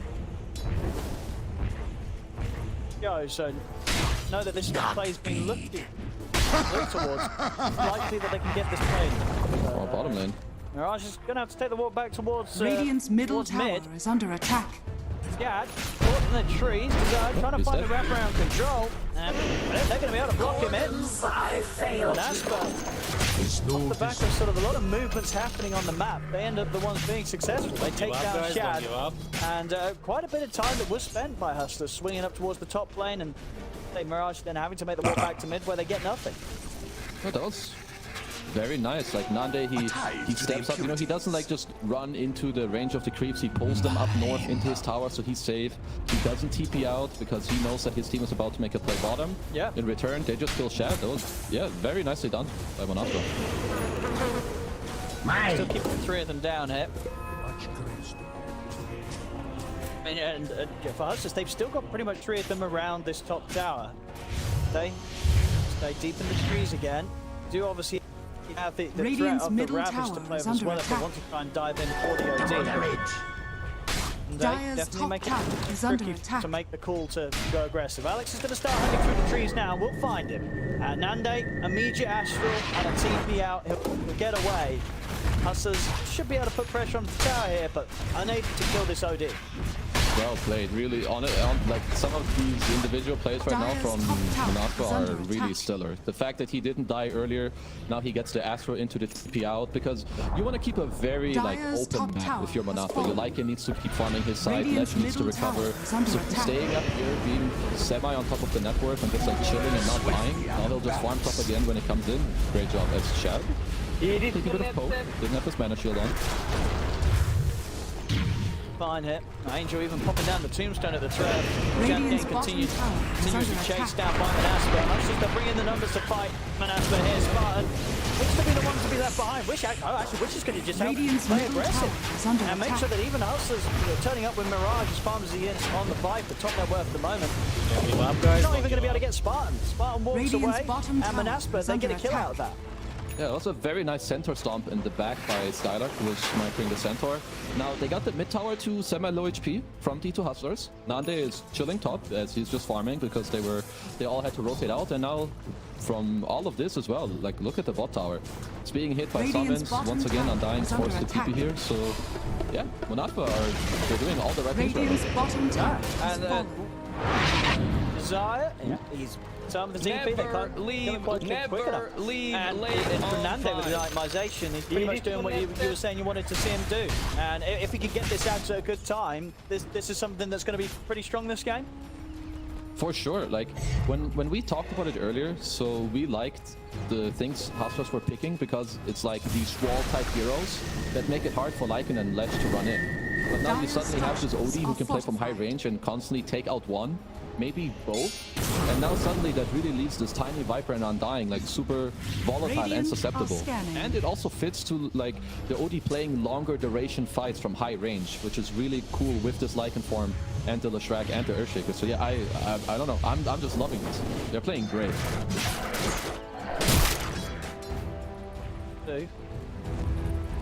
How many edge Hustlers? Last few plays they've attempted to make haven't quite been successful.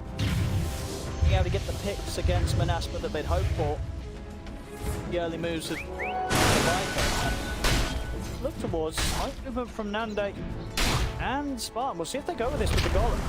They've got enough damage to set up.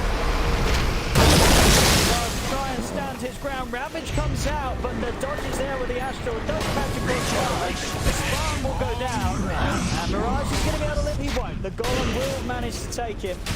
So they get the kill, but this time round it does cost MONASPA a bit. They'll lose 2 heroes. That's a very strange play. They do end up getting the kill, so that's it's not the worst trade. Usually when you're in this position right now, they should be very happy with like farming a kind of a flat line. I think MONASPA definitely overstepping their welcome there a little bit. Maybe they thought they would kill him faster, but nice dodge by Nande on the Ravage as well. And he won't be going for that sort of play in the next couple minutes. He's gonna be like, yo, Spartan, I wanna farm my Ags, you do you. Absolutely. If he can sort of stay out of action, he'll be a good time. He's already got basically half of the gold sorted for the Aghanims. Gold on top of it. Pick up. Closing in. Bloodstone.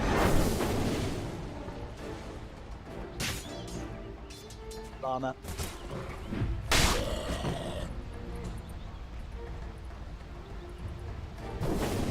Incredible amount of magical damage that man laid down in a team. Yeah, I mean, Wish has also fully recovered his entire game. Like, he was so far behind. Now he's even ahead of the Viper. I think for D2 Hustlers, they have lost a lot of their early game momentum because a lot of it was relying on this Viper doing well mid, which he did, but they didn't really translate it into anything. And now MONASPA, they're pretty much owning the whole map. Like, what is D2 Hustlers supposed to do? Their heroes are very slow around the map. It's a strike 4, and you have a tiny 4 who, obviously, Alex is nowhere near close to a Blink Dagger. So they just have to farm. Radiant's middle tower has fallen. Gold lead. Throw for MONASPA. A gold. Done for Wish. Take out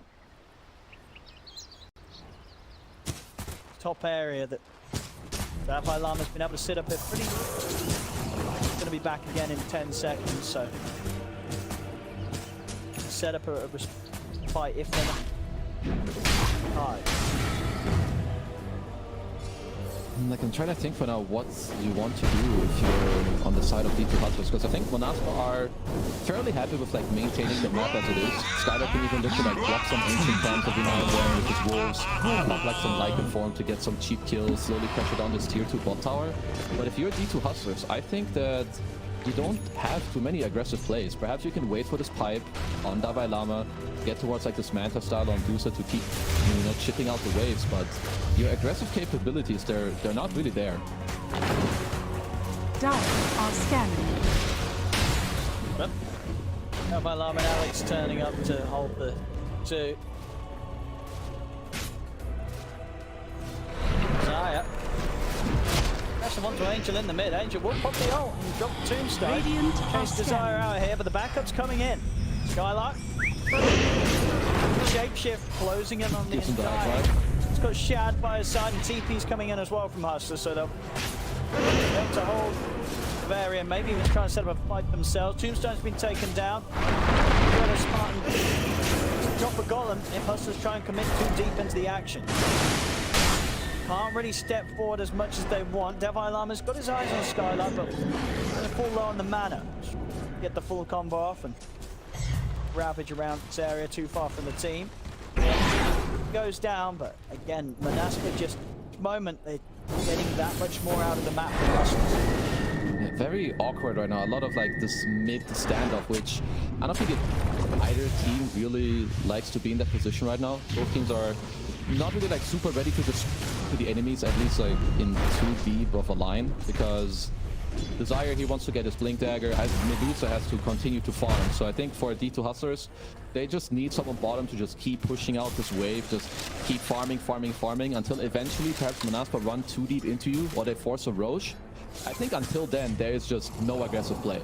And until then, MONASPA just keep racking up the creeps, get this gold lead, and when they have this Ags plus Blink, I think for them it's snappy time, it's go time. Smoke it up and get into this D2 Hustlers draft.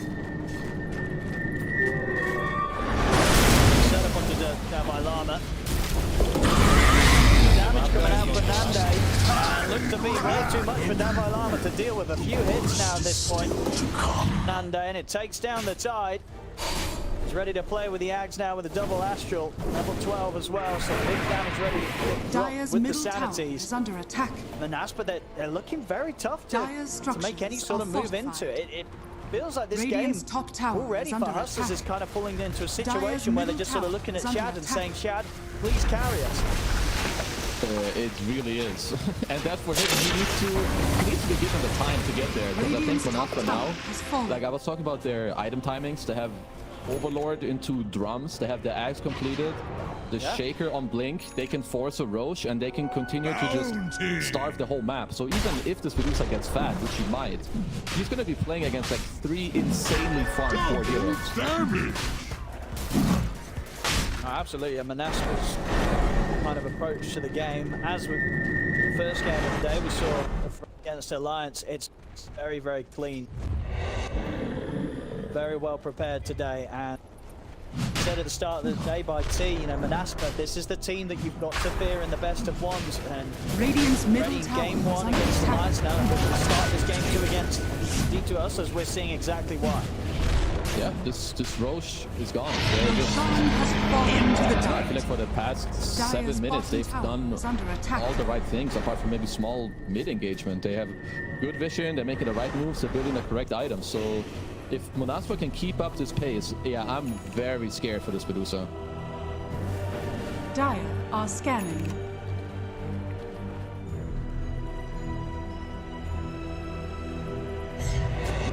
Put the pipe. See. Up against puts up damage from Nande. Side, he'll still thread through him.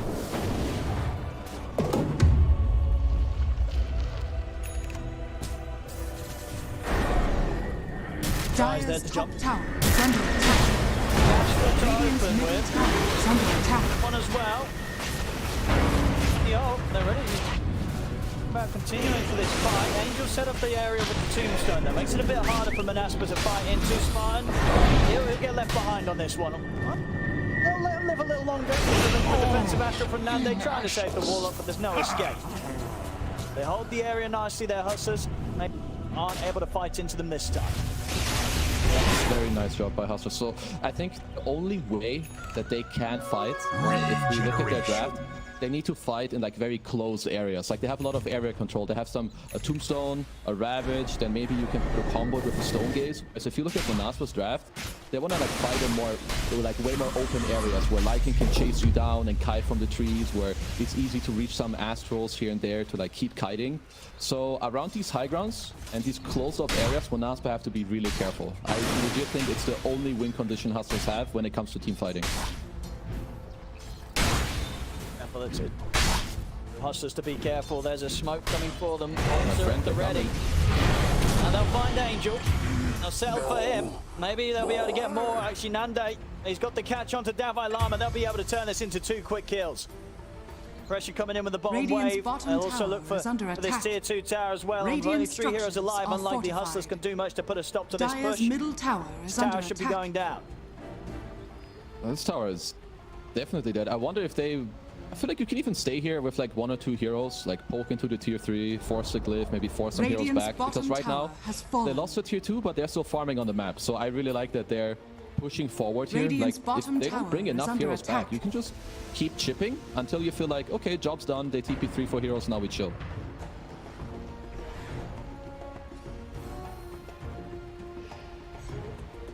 The 6 right. That we're seeing Monaspa just to be a step ahead so far. KB's round the corner for Wish, so what? Fire in a couple of minutes. Just have the BKB done. Time before it. Ready, this Lesh is the point where it's going to be tough for Hustlers to burst through. Yeah, for sure. Like, they're all very happy. I even think right now, for Monaspa, there's like a halfway GG play in their book right now. If you can use one of these walls, like you send it to this Medusa in the top area, and you try to just smoke Radiant there with are like scanning. I even think OD Shaker plus 1 smoke is enough. You get into this Medusa. If you ever find the Hustlers draft scattered, people will die. And whoever comes to help that person, they will die as well.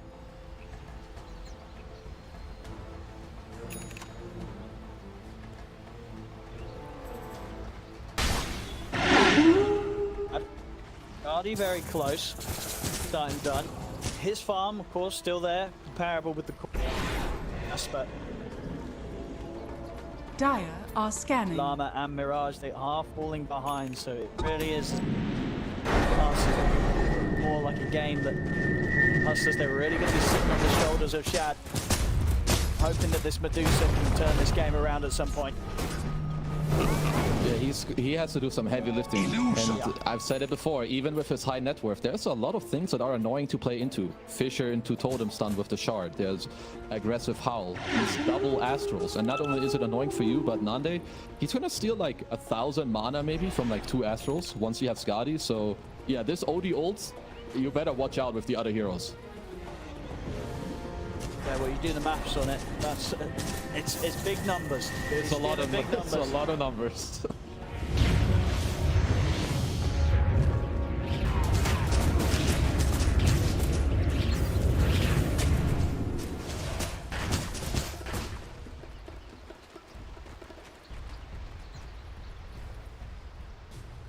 Yeah, just gone. I feel like you might need this blink on Dalai Lama. I know like there's a lot of waiting going on.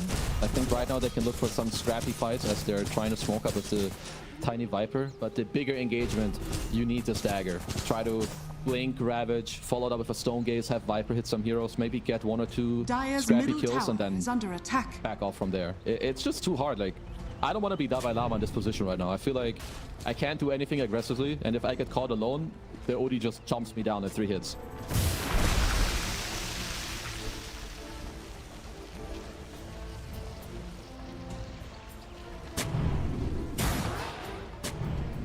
Front with MONASPA, they're trying to get some deep vision round to the side of the fight. Dire's top tower is under attack. Observer to take a team fight around in the mid lane. Step out.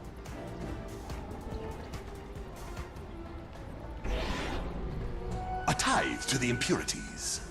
Be aware, they're sure that they don't get baited into any action down the mid.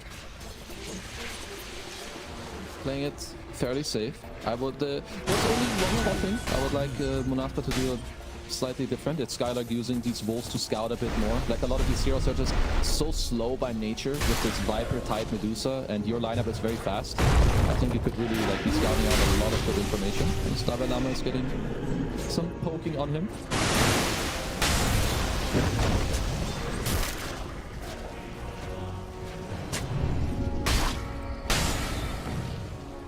Split up the map.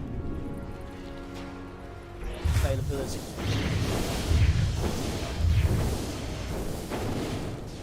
Guy like sending in action for.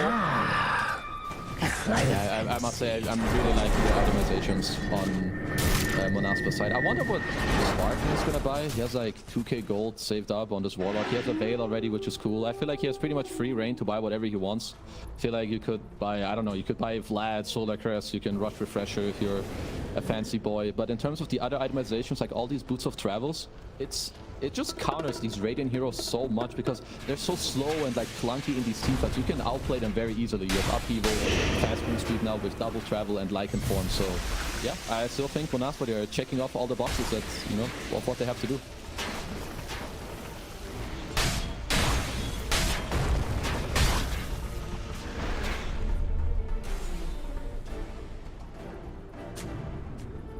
A whole lot happening part of Hustle.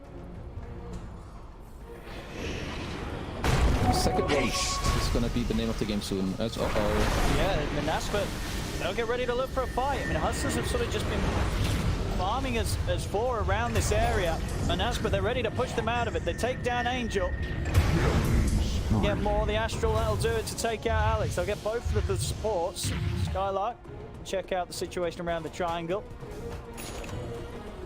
Yeah, Hustlers very much falling into sort of trying to just play a slow game and take any sort of attention they can away from Shad, so the Medusa I was meant feels like it's just allowing Renastra to get so much full control of the game, and they've got a massive lead already. Just 27 minutes in, already in the double digits, worth lead. Yeah, now, yeah, 83% durability. I'm not surprised. The Skylark, he's even fighting off the Viper with just the summons. Yeah, this is not amazing. He even has an AC completed on Skylark. He is insanely massive. They're all massive. No, they're really. I mean, yeah. Whether it's, you know, Wish and Nande being pretty much as farmed as Shad, and you know, Shad's had a lot of room. You know, he's had a lot of room. He's had a lot of freedom to hit the creeps, and he's a Medusa. But MONASPA's cause, they're keeping up with him. Yeah, I like the switch up from Shad's item build. He had this butterfly queued up. So if we think about it, long fights, and whenever they're just gonna kite him. He's gonna be astral, pulled down, under, or ignored. So buying defensive items, I think, is not what you need. Instead, he queues up the Daedalus, has the Chrysalis now. They even find a DD rune. This, you know, this is one of the best timings they can ask for right now. See if they can do something with it. Smoke up. Chad. Thursday onto Spartan. Alex is in with the combo. Spartan. Take the fall here. Don't resist the Cobra, little bird. Yeah, let's check Roche. Let's go. Yeah, they head into this. They've got Ravage and Stone Gaze to keep themselves covered if the fight gets their way. Shaker. I mean, Monaspa have to get over it quickly if they want to do something about this.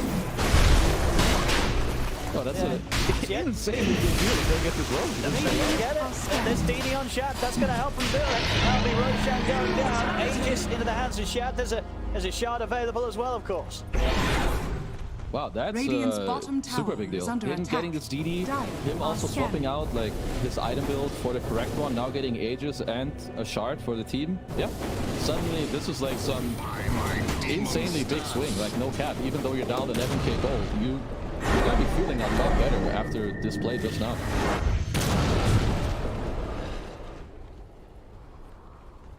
Shard over the wall. Shard on the side. Bye-bye. Well, a little cheeky there, trying to get Spark up, but he's actually on the wall, down out of the base, so we'll have a little longer. Look at the old cover, with that Mylander's in with the Ravage. BKB's out time over from Wish, commits in over towards Mirage, from Mirage, takes the BKB himself, turns towards Desire, Stone Gaze as well from Shadows. Hustlers, looks back against Monaspa. That day after that comes to an end, able to blink back forward to go with the high ground, the third catch, triple kill from Mirage, as that's the fight the Hustlers were waiting for. Monsters. Nande should be alright. He's staying. He gets the kill. Alright. Nande there. Yeah, 3 teammates dead on minimal health.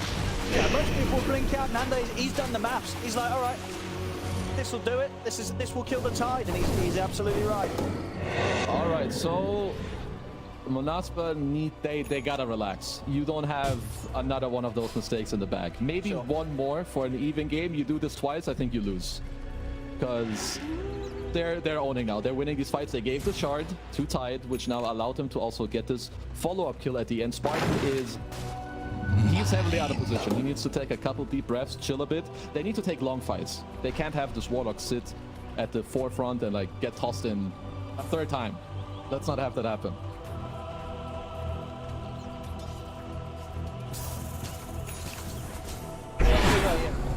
What would you want to see him do?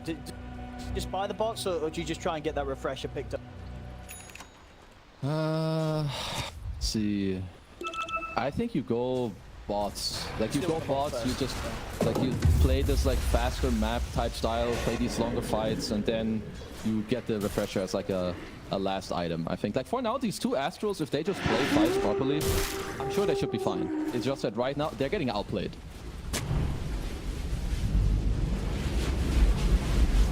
Hustlers. Mid-wave being farmed.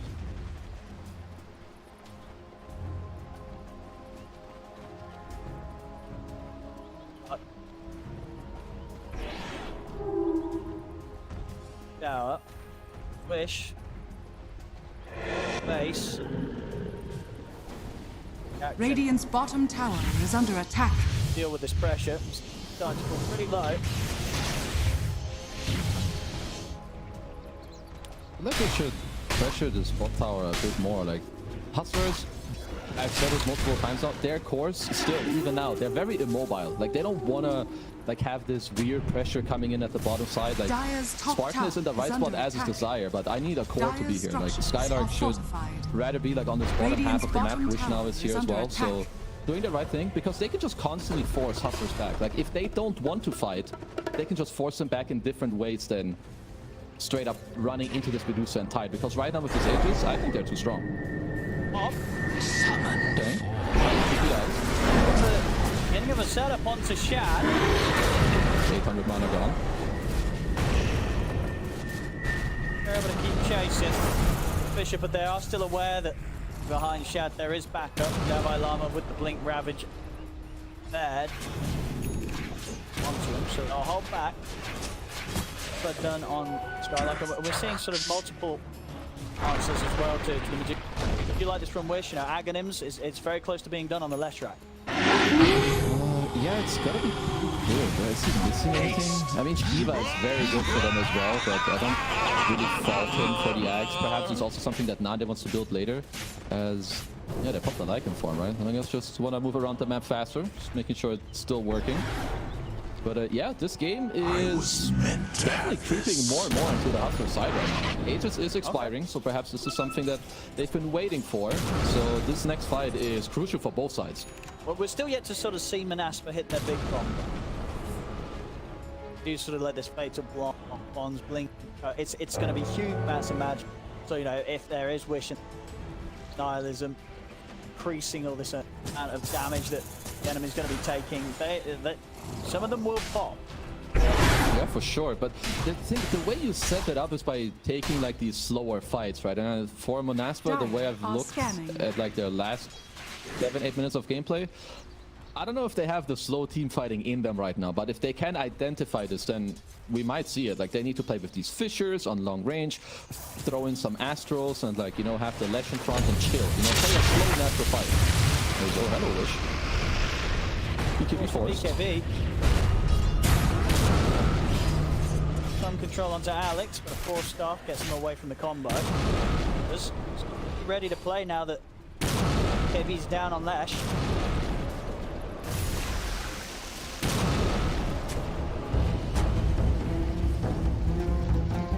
Radiant are scanning. Careful. Okay, ready with the refresher. For that over the bots, so perhaps a double ult. I hate this left right chart. It's just like running through a minefield here because he's just pumping out these stuns. I do like that one of them is once again going into the bottom lane. Like for MONASPA, I don't want this lane to ever be free because they can always just have a Leshrac here or a Lycan who can TP to the fight. You don't need to stack the 5. Hustlers are doing the right thing by forcing him for sure. I don't know if Wish show bottom, but this tower should just fall. He's still got his TP on cooldown. Shad is feeling chill, and yeah, they're looking. They have a decently aggressive ward here behind the tower.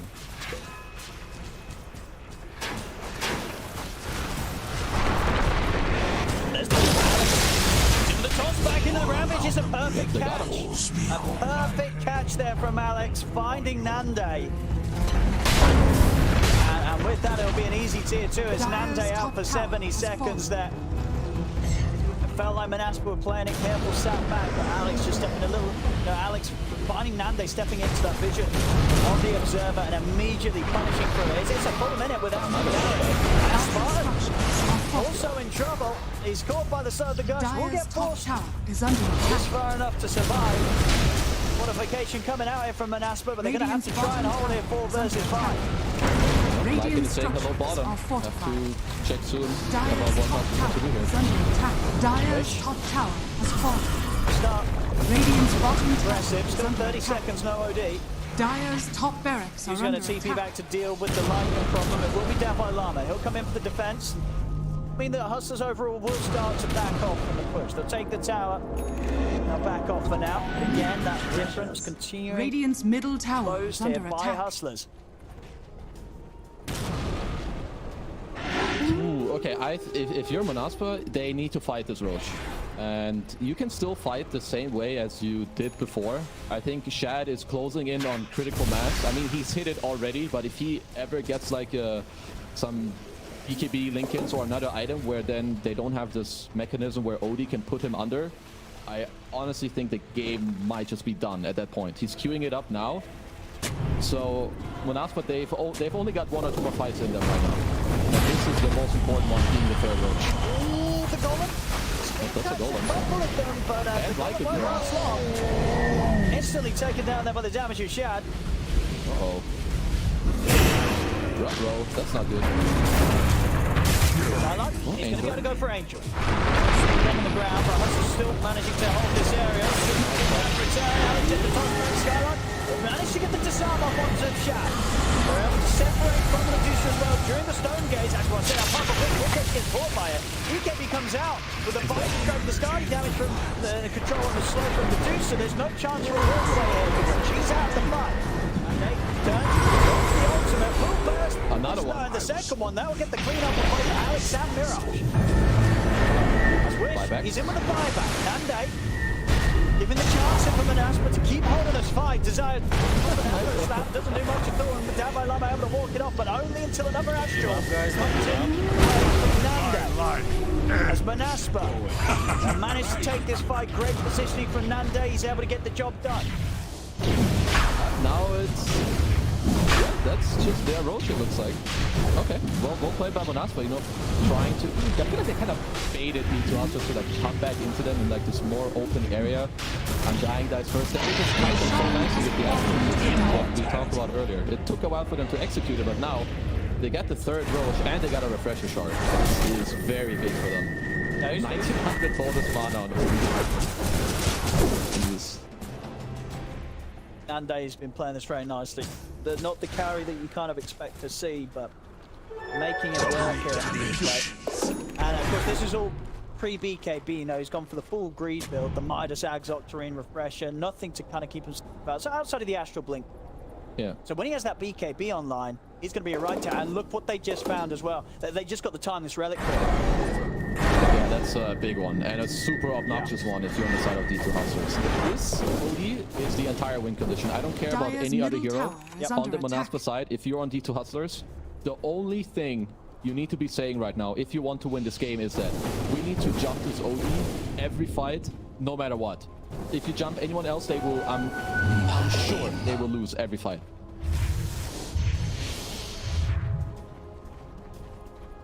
And he's actually going to get the Spell Prism, so he's got the pick between the two of them. There with this refresher build, the reduced down favourable here for Nande. I guess he can hold both. Hold the well, I don't know though. He's deciding. He'll settle with the relic. Yeah, it seems fine, right? More of this spell lamp, especially when you already steal like 2 billion mana from your enemies, to like your ult deals more, you put them down more in the Astral. Yeah, it's just this shit's annoying.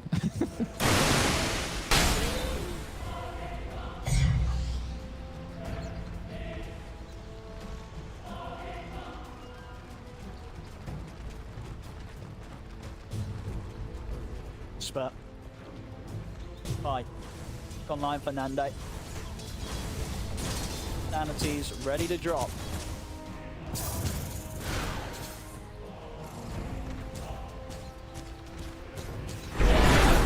What does he do next? Does he scanning. buy bots first on OD, or this guy doesn't sell his Midas, right? There's no way Nande sells Midas at this point. I don't know, he might have to, right? You like use that BKB. Too risky. He might, but this guy is greedy. I want to see. Like, sell Midas to get the BKB, or are you super greedy? You get bots first, upgrade to Arcane Blink, and then BKB. What's his play? He needs this BKB. If he goes BKB and they he just pops it when they jump, fight is instantly over for Hustlers. There we go. Yeah. BKB's on his way. We'll see what he takes out of the slot for it. I hope it ain't the boots. It's the boots. It's the boots. I mean, he's got blink. You know, he doesn't need to walk anyway. He's just got to press BKB, jump in, bam, bam. Sure. That's the job done. I guess so. I mean, I would use Midas and backpack it and keep my boots in. I feel like the attack speed is kind of worthless. He's only playing on the Astral, but he's the expert here. He's making this carry OD work time and time again, so I won't question him too much. Just a little bit. Up with the smoke. Shad's starting to build up a lot of gold for his next item. 4.7k. I mean, where's he got? He's got the Ags queued up. Do you like that direction? Yeah, I'm okay with it. He bought the shard too, right? So he's going the shard into the Ags to then like reflect the snakes and stuff when he gets astraled and stuff like that. So yeah, I can see that. It's a nice way of I think adjusting in this game.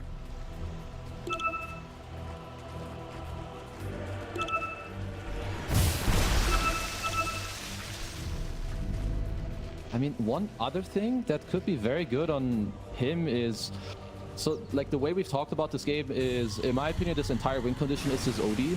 So all they have to do is jump him and find him. So getting a blink or swift blink on the Dusa would be great, because then if your Tiny or Tide ever catch him, you're just instantly there. You can Stone Gaze blink in and make sure he, you know, gets clapped from full to 0. So that's another option that you should think about in this game.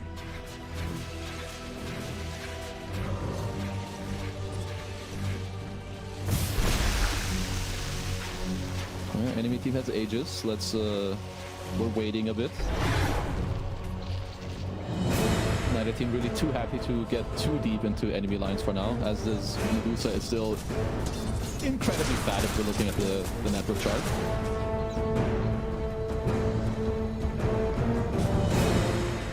Yeah, just got to set aggression items. Ben. Buyback available.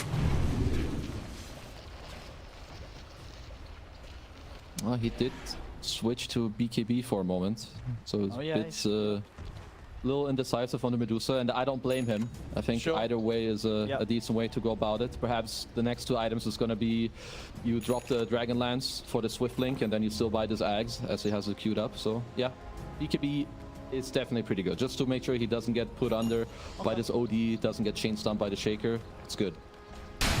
Kind of in turn for Gad to a fine point now to play without boots as well. Not really. The 0 is so slow. Yeah. I would prefer if his next item is actually a Blink Dagger. Yeah. Like if you skip the boot, sure. Next up, drop this Dragon Lance, sell it, buy a Blink. Because I guess, so it looks like he just wants to buy this full Axe, but I don't know, this hero is so slow. Like, not only does it feel bad, it probably also is pretty awkward. Like, how do you follow your team if they do ever catch this OD? They need your damage to get him killed. He's got to make that one last charge at the drums count. He really has to. Derek.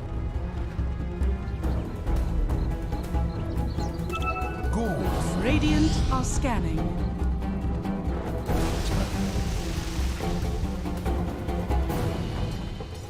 Care advantage. Gad's still at the top, but once again, terrifying. 25. Reductions. Let's see the TP.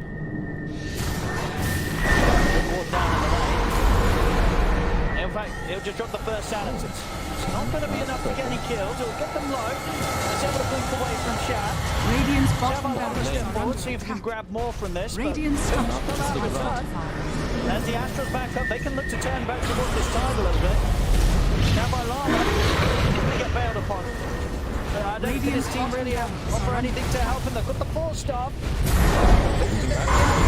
Still got further Astros to go, and there's the second sanity. It's a double kill for Nande. Double bite coming out, but Spartan, he's still got the golem ready to drop it onto Shad. He's ready with the second one. Drops it over the way of Alex. Alex getting beaten back down the lane. Will get healed up and saved for now. Spartan dies. He's already offered up what he needed to do there, dropping the ultimates. The rest of Monaspa now back out. And indeed, that bottom lane, as you had eyes on Kezu, it's getting dealt with. So Monaspa continuing to get further and further ahead now, forcing out 2 buybacks and taking a set of racks. Yeah, I just like how they're playing. They're identifying that it's like not too easy to just straight up fight into it. Now they're just being a Chad, like going in, getting all these Astros off. Skylark slowly creeping in the bottom lane, you know, being a pesky nuisance, slowly hitting down these towers. And next up is gonna be Radiant's the tier 2 middle towers. tower is under attack. That's why I want to do a similar play. A tier 2 tower and a lane has to fall. Ideally the top tier 2, because it's easier to ride a side lane than mid. Other than that, if this game slows down for 1.5 minutes, well, that's gonna be a new Roche.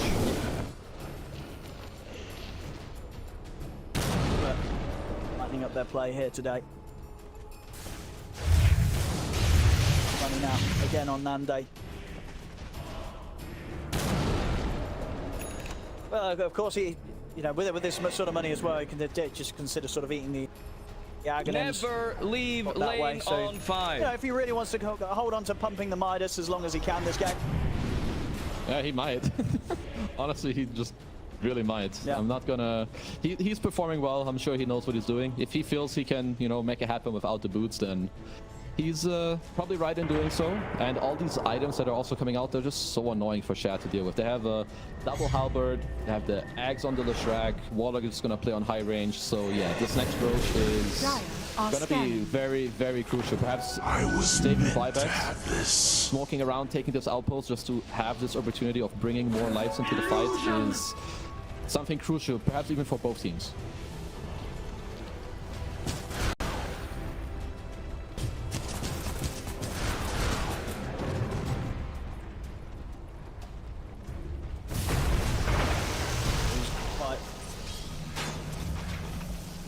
Very painful.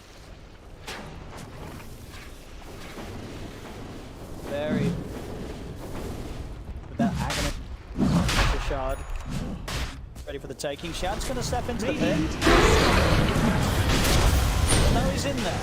The Hustlers, they look like they want to try and force us.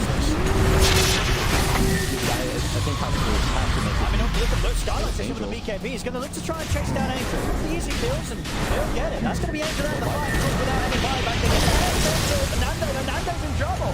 There's John with the rabbit down on top of him, Nando. He's going to get taken down. That buyback available and use it straight away. Wish might get away from Shad. Then on top of him here, the box of the BKB, but the cheese is popped. Wish able to heal back up. Nando's on his way back over. The Hustlers continue to take this fight. They're trying to do it 4 versus 5 now. With some of their BKBs done. It's going to turn. Nando. Natural insanity dropped down to Alex. Alex manages to force away to the side. Jan finally be able to take down Wish. But Wish, he's also got buyback ready to play with Star up to the side. Chase Mirage out of the fight. Back towards Shad. Nando gets in on top of him. Cleans up the Medusa. Double kill for him. Monaspa, they'll look for the buybacks. They're coming out from Hustlers, but still, they're going to have to try and force Monaspa away 4 versus 5. They're not going to be able to get to the pit in time. And Roshan falls. Everything here being grabbed up by Monaspa. It's Monaspa, the power of the buybacks there. Very much favouring them around this Roshan fight. Now, even with their buybacks expended, you know, Nande with the safety of the Aegis to go for the big hit now down one of these lanes. Damn, man, Spartan is a pretty big boy now. He's Refresher gets gifted the axe from the Roche. And just, yeah, the buyback is coming in crucial. If Nande doesn't have that one, and perhaps even if Wish doesn't have that cheese. I mean, he even bought back too, so like these 2 buybacks really saving the fight. Else, you know, maybe Hustlers get that Roche there, but you know, my friends, that's why you save buybacks, especially for these ever so important fights. Let's see what the next Naspa. If Hustlers can buyback situation, it's very scary.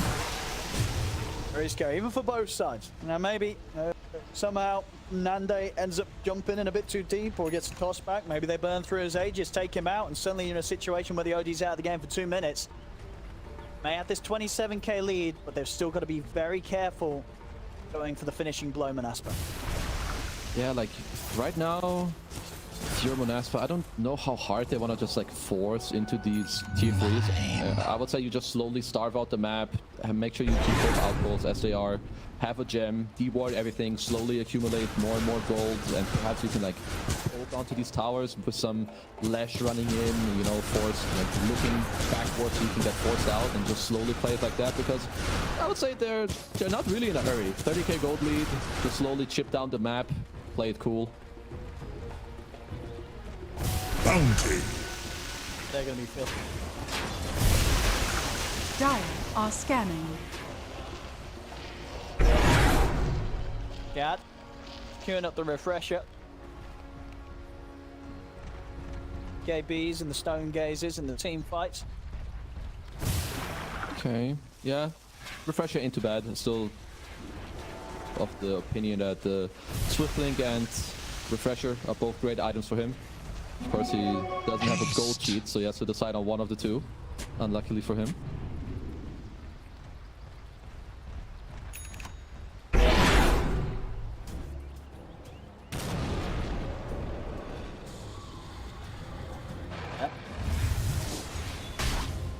Out here, front cliff.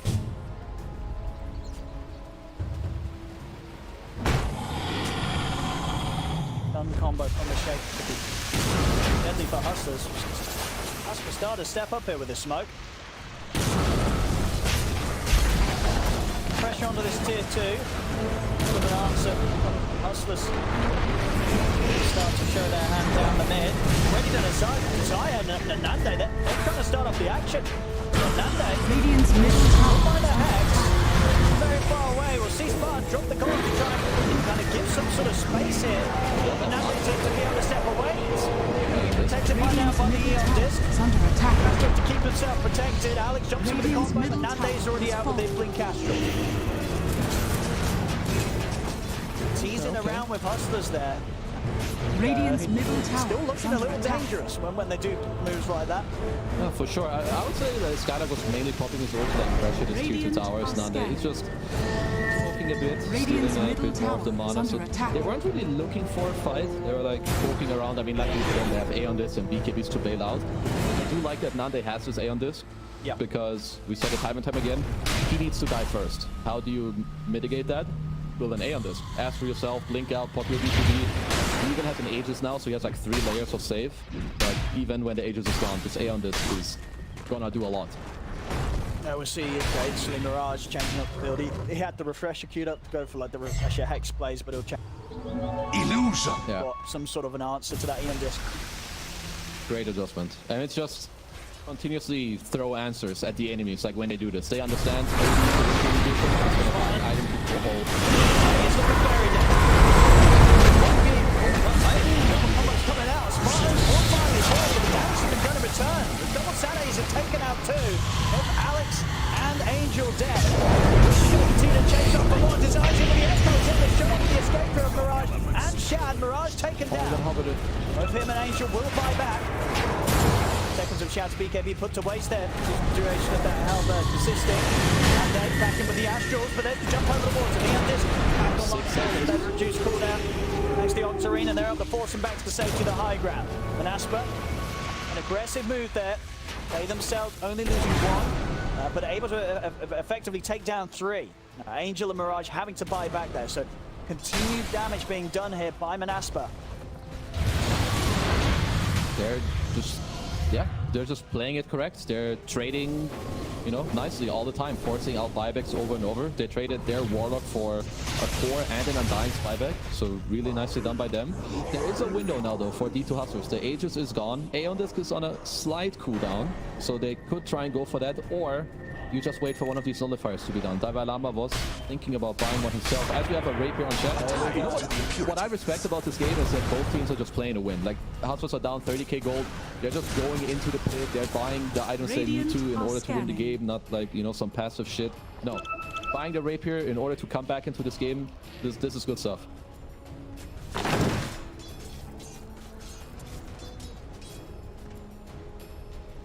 Tough game. 35k down.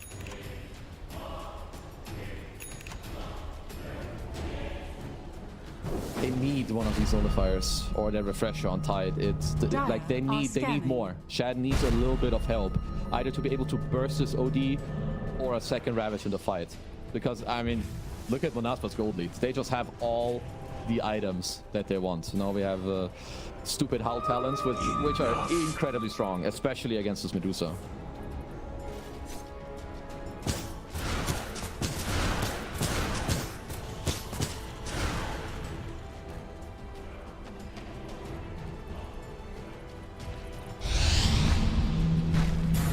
Back up. Hold back for that one.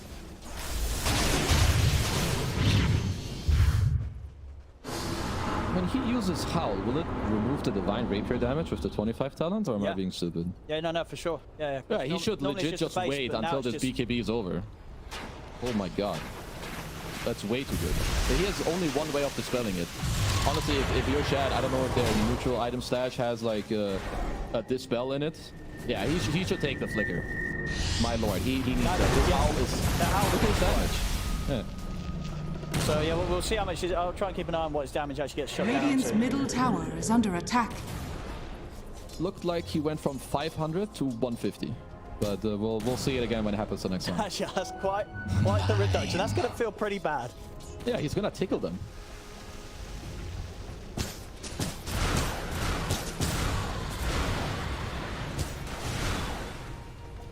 Next Roche, once again. Next objective is spawning for us.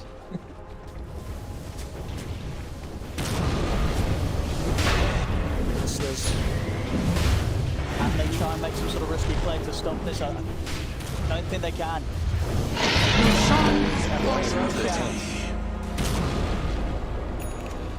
One of the games this entire Division 2 that we've seen Roshan being taken down the most. Was that the fifth death there for Roche this game? Yep. He's died plenty of times. So honestly, he might die another 1 or 2 times. I don't know. At this rate, it's not that easy for MONASPA to like really end. They might keep going for some of these like more splitty plays where they go 4 top, Skylar goes mid with Silver Edge, hits it like 4, 5, 6 times or however long he's allowed to, and then they'll chill again. Knock back. Dropped and here comes the second one. BKB's out. He'll die. He's also taking a heavy amount of damage. That's going to be the Aegis squad. Ravage. Anytime. And the Fisher kept in cover their design, made sure that there wasn't any chance for Davalon to get down to the low ground and get on top of Nanda. Japon's the Stone Gaze backs off. Not able to quite make that second attack attempt onto Nande. The great Fisher there from Desire. Don't underestimate this Medusa with the Divine Rapier. If he's not under Howl effect, he is clapping you into the next game real fast. The refresher on side now, Davai Lama. There we go. But really, there's so much stuff that Nande's got to be prepared to dodge and survive through. She has got some fair few ways of doing that. As time passes, Hustlers are getting those extra bits that can trip up the OD in the team fight. I need some Aghanim shards being picked up here on MONASPA side. I think Nande, he should buy it. People can start moving the Astro unless I'm missing something of why you wouldn't want to. You're gonna get more mana steal as well from this 2,000 mana Medusa. Yeah, I mean, that's super worth. Yeah, and Skylark doesn't have a shard either. I feel like he'd be... I mean, his net worth is insanely high anyway, so perhaps he doesn't need it, but it's just annoying to, you know, maybe the one wolf can make a difference in one of the next fights. The big items coming out. Are we getting anything busted? I want the Giant's Ring on Lycan. I want to see it. Go Shadows, Lame, Apex, Monka. Apex. Oh, there we go. More in. More mana for Nande. Up to what's got? Yeah, a mana pool of 4,400 without any steal being made. Jesus Christ. That's a lot of mana to be playing with a base, but he's actually decided against it. Prefers the Spell Prism. Huh. Okay, yeah, he just wants to, I guess, rack up, like... Honestly, this could be a timing. They have this Arcane Green on him. Like, if you can just... Let's say you don't really start a fight, but you Astro like a couple heroes. Uh-oh. That's one Astro.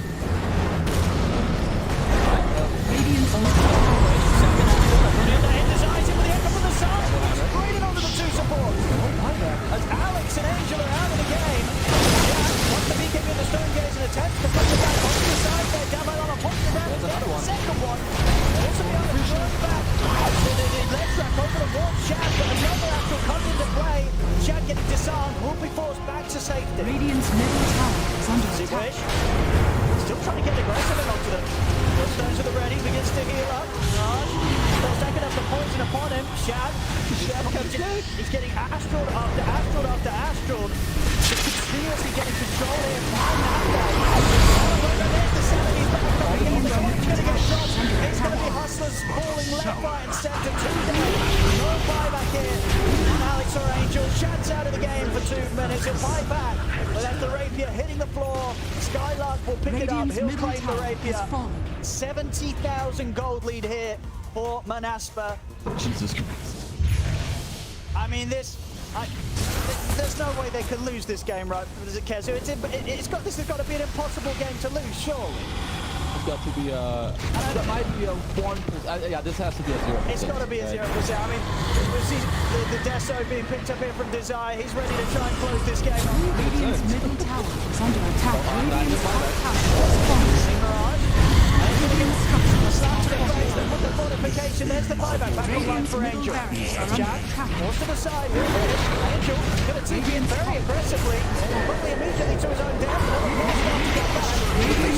Sanity's is back up. That's him out of the game, that buyback. The entrance explodes. Just Jack and Tell Lama left alive. There's nothing that they can do to stop this one, and the Ancient will fall. And good luck in Division 2 Shad Dota being wished there by Nande.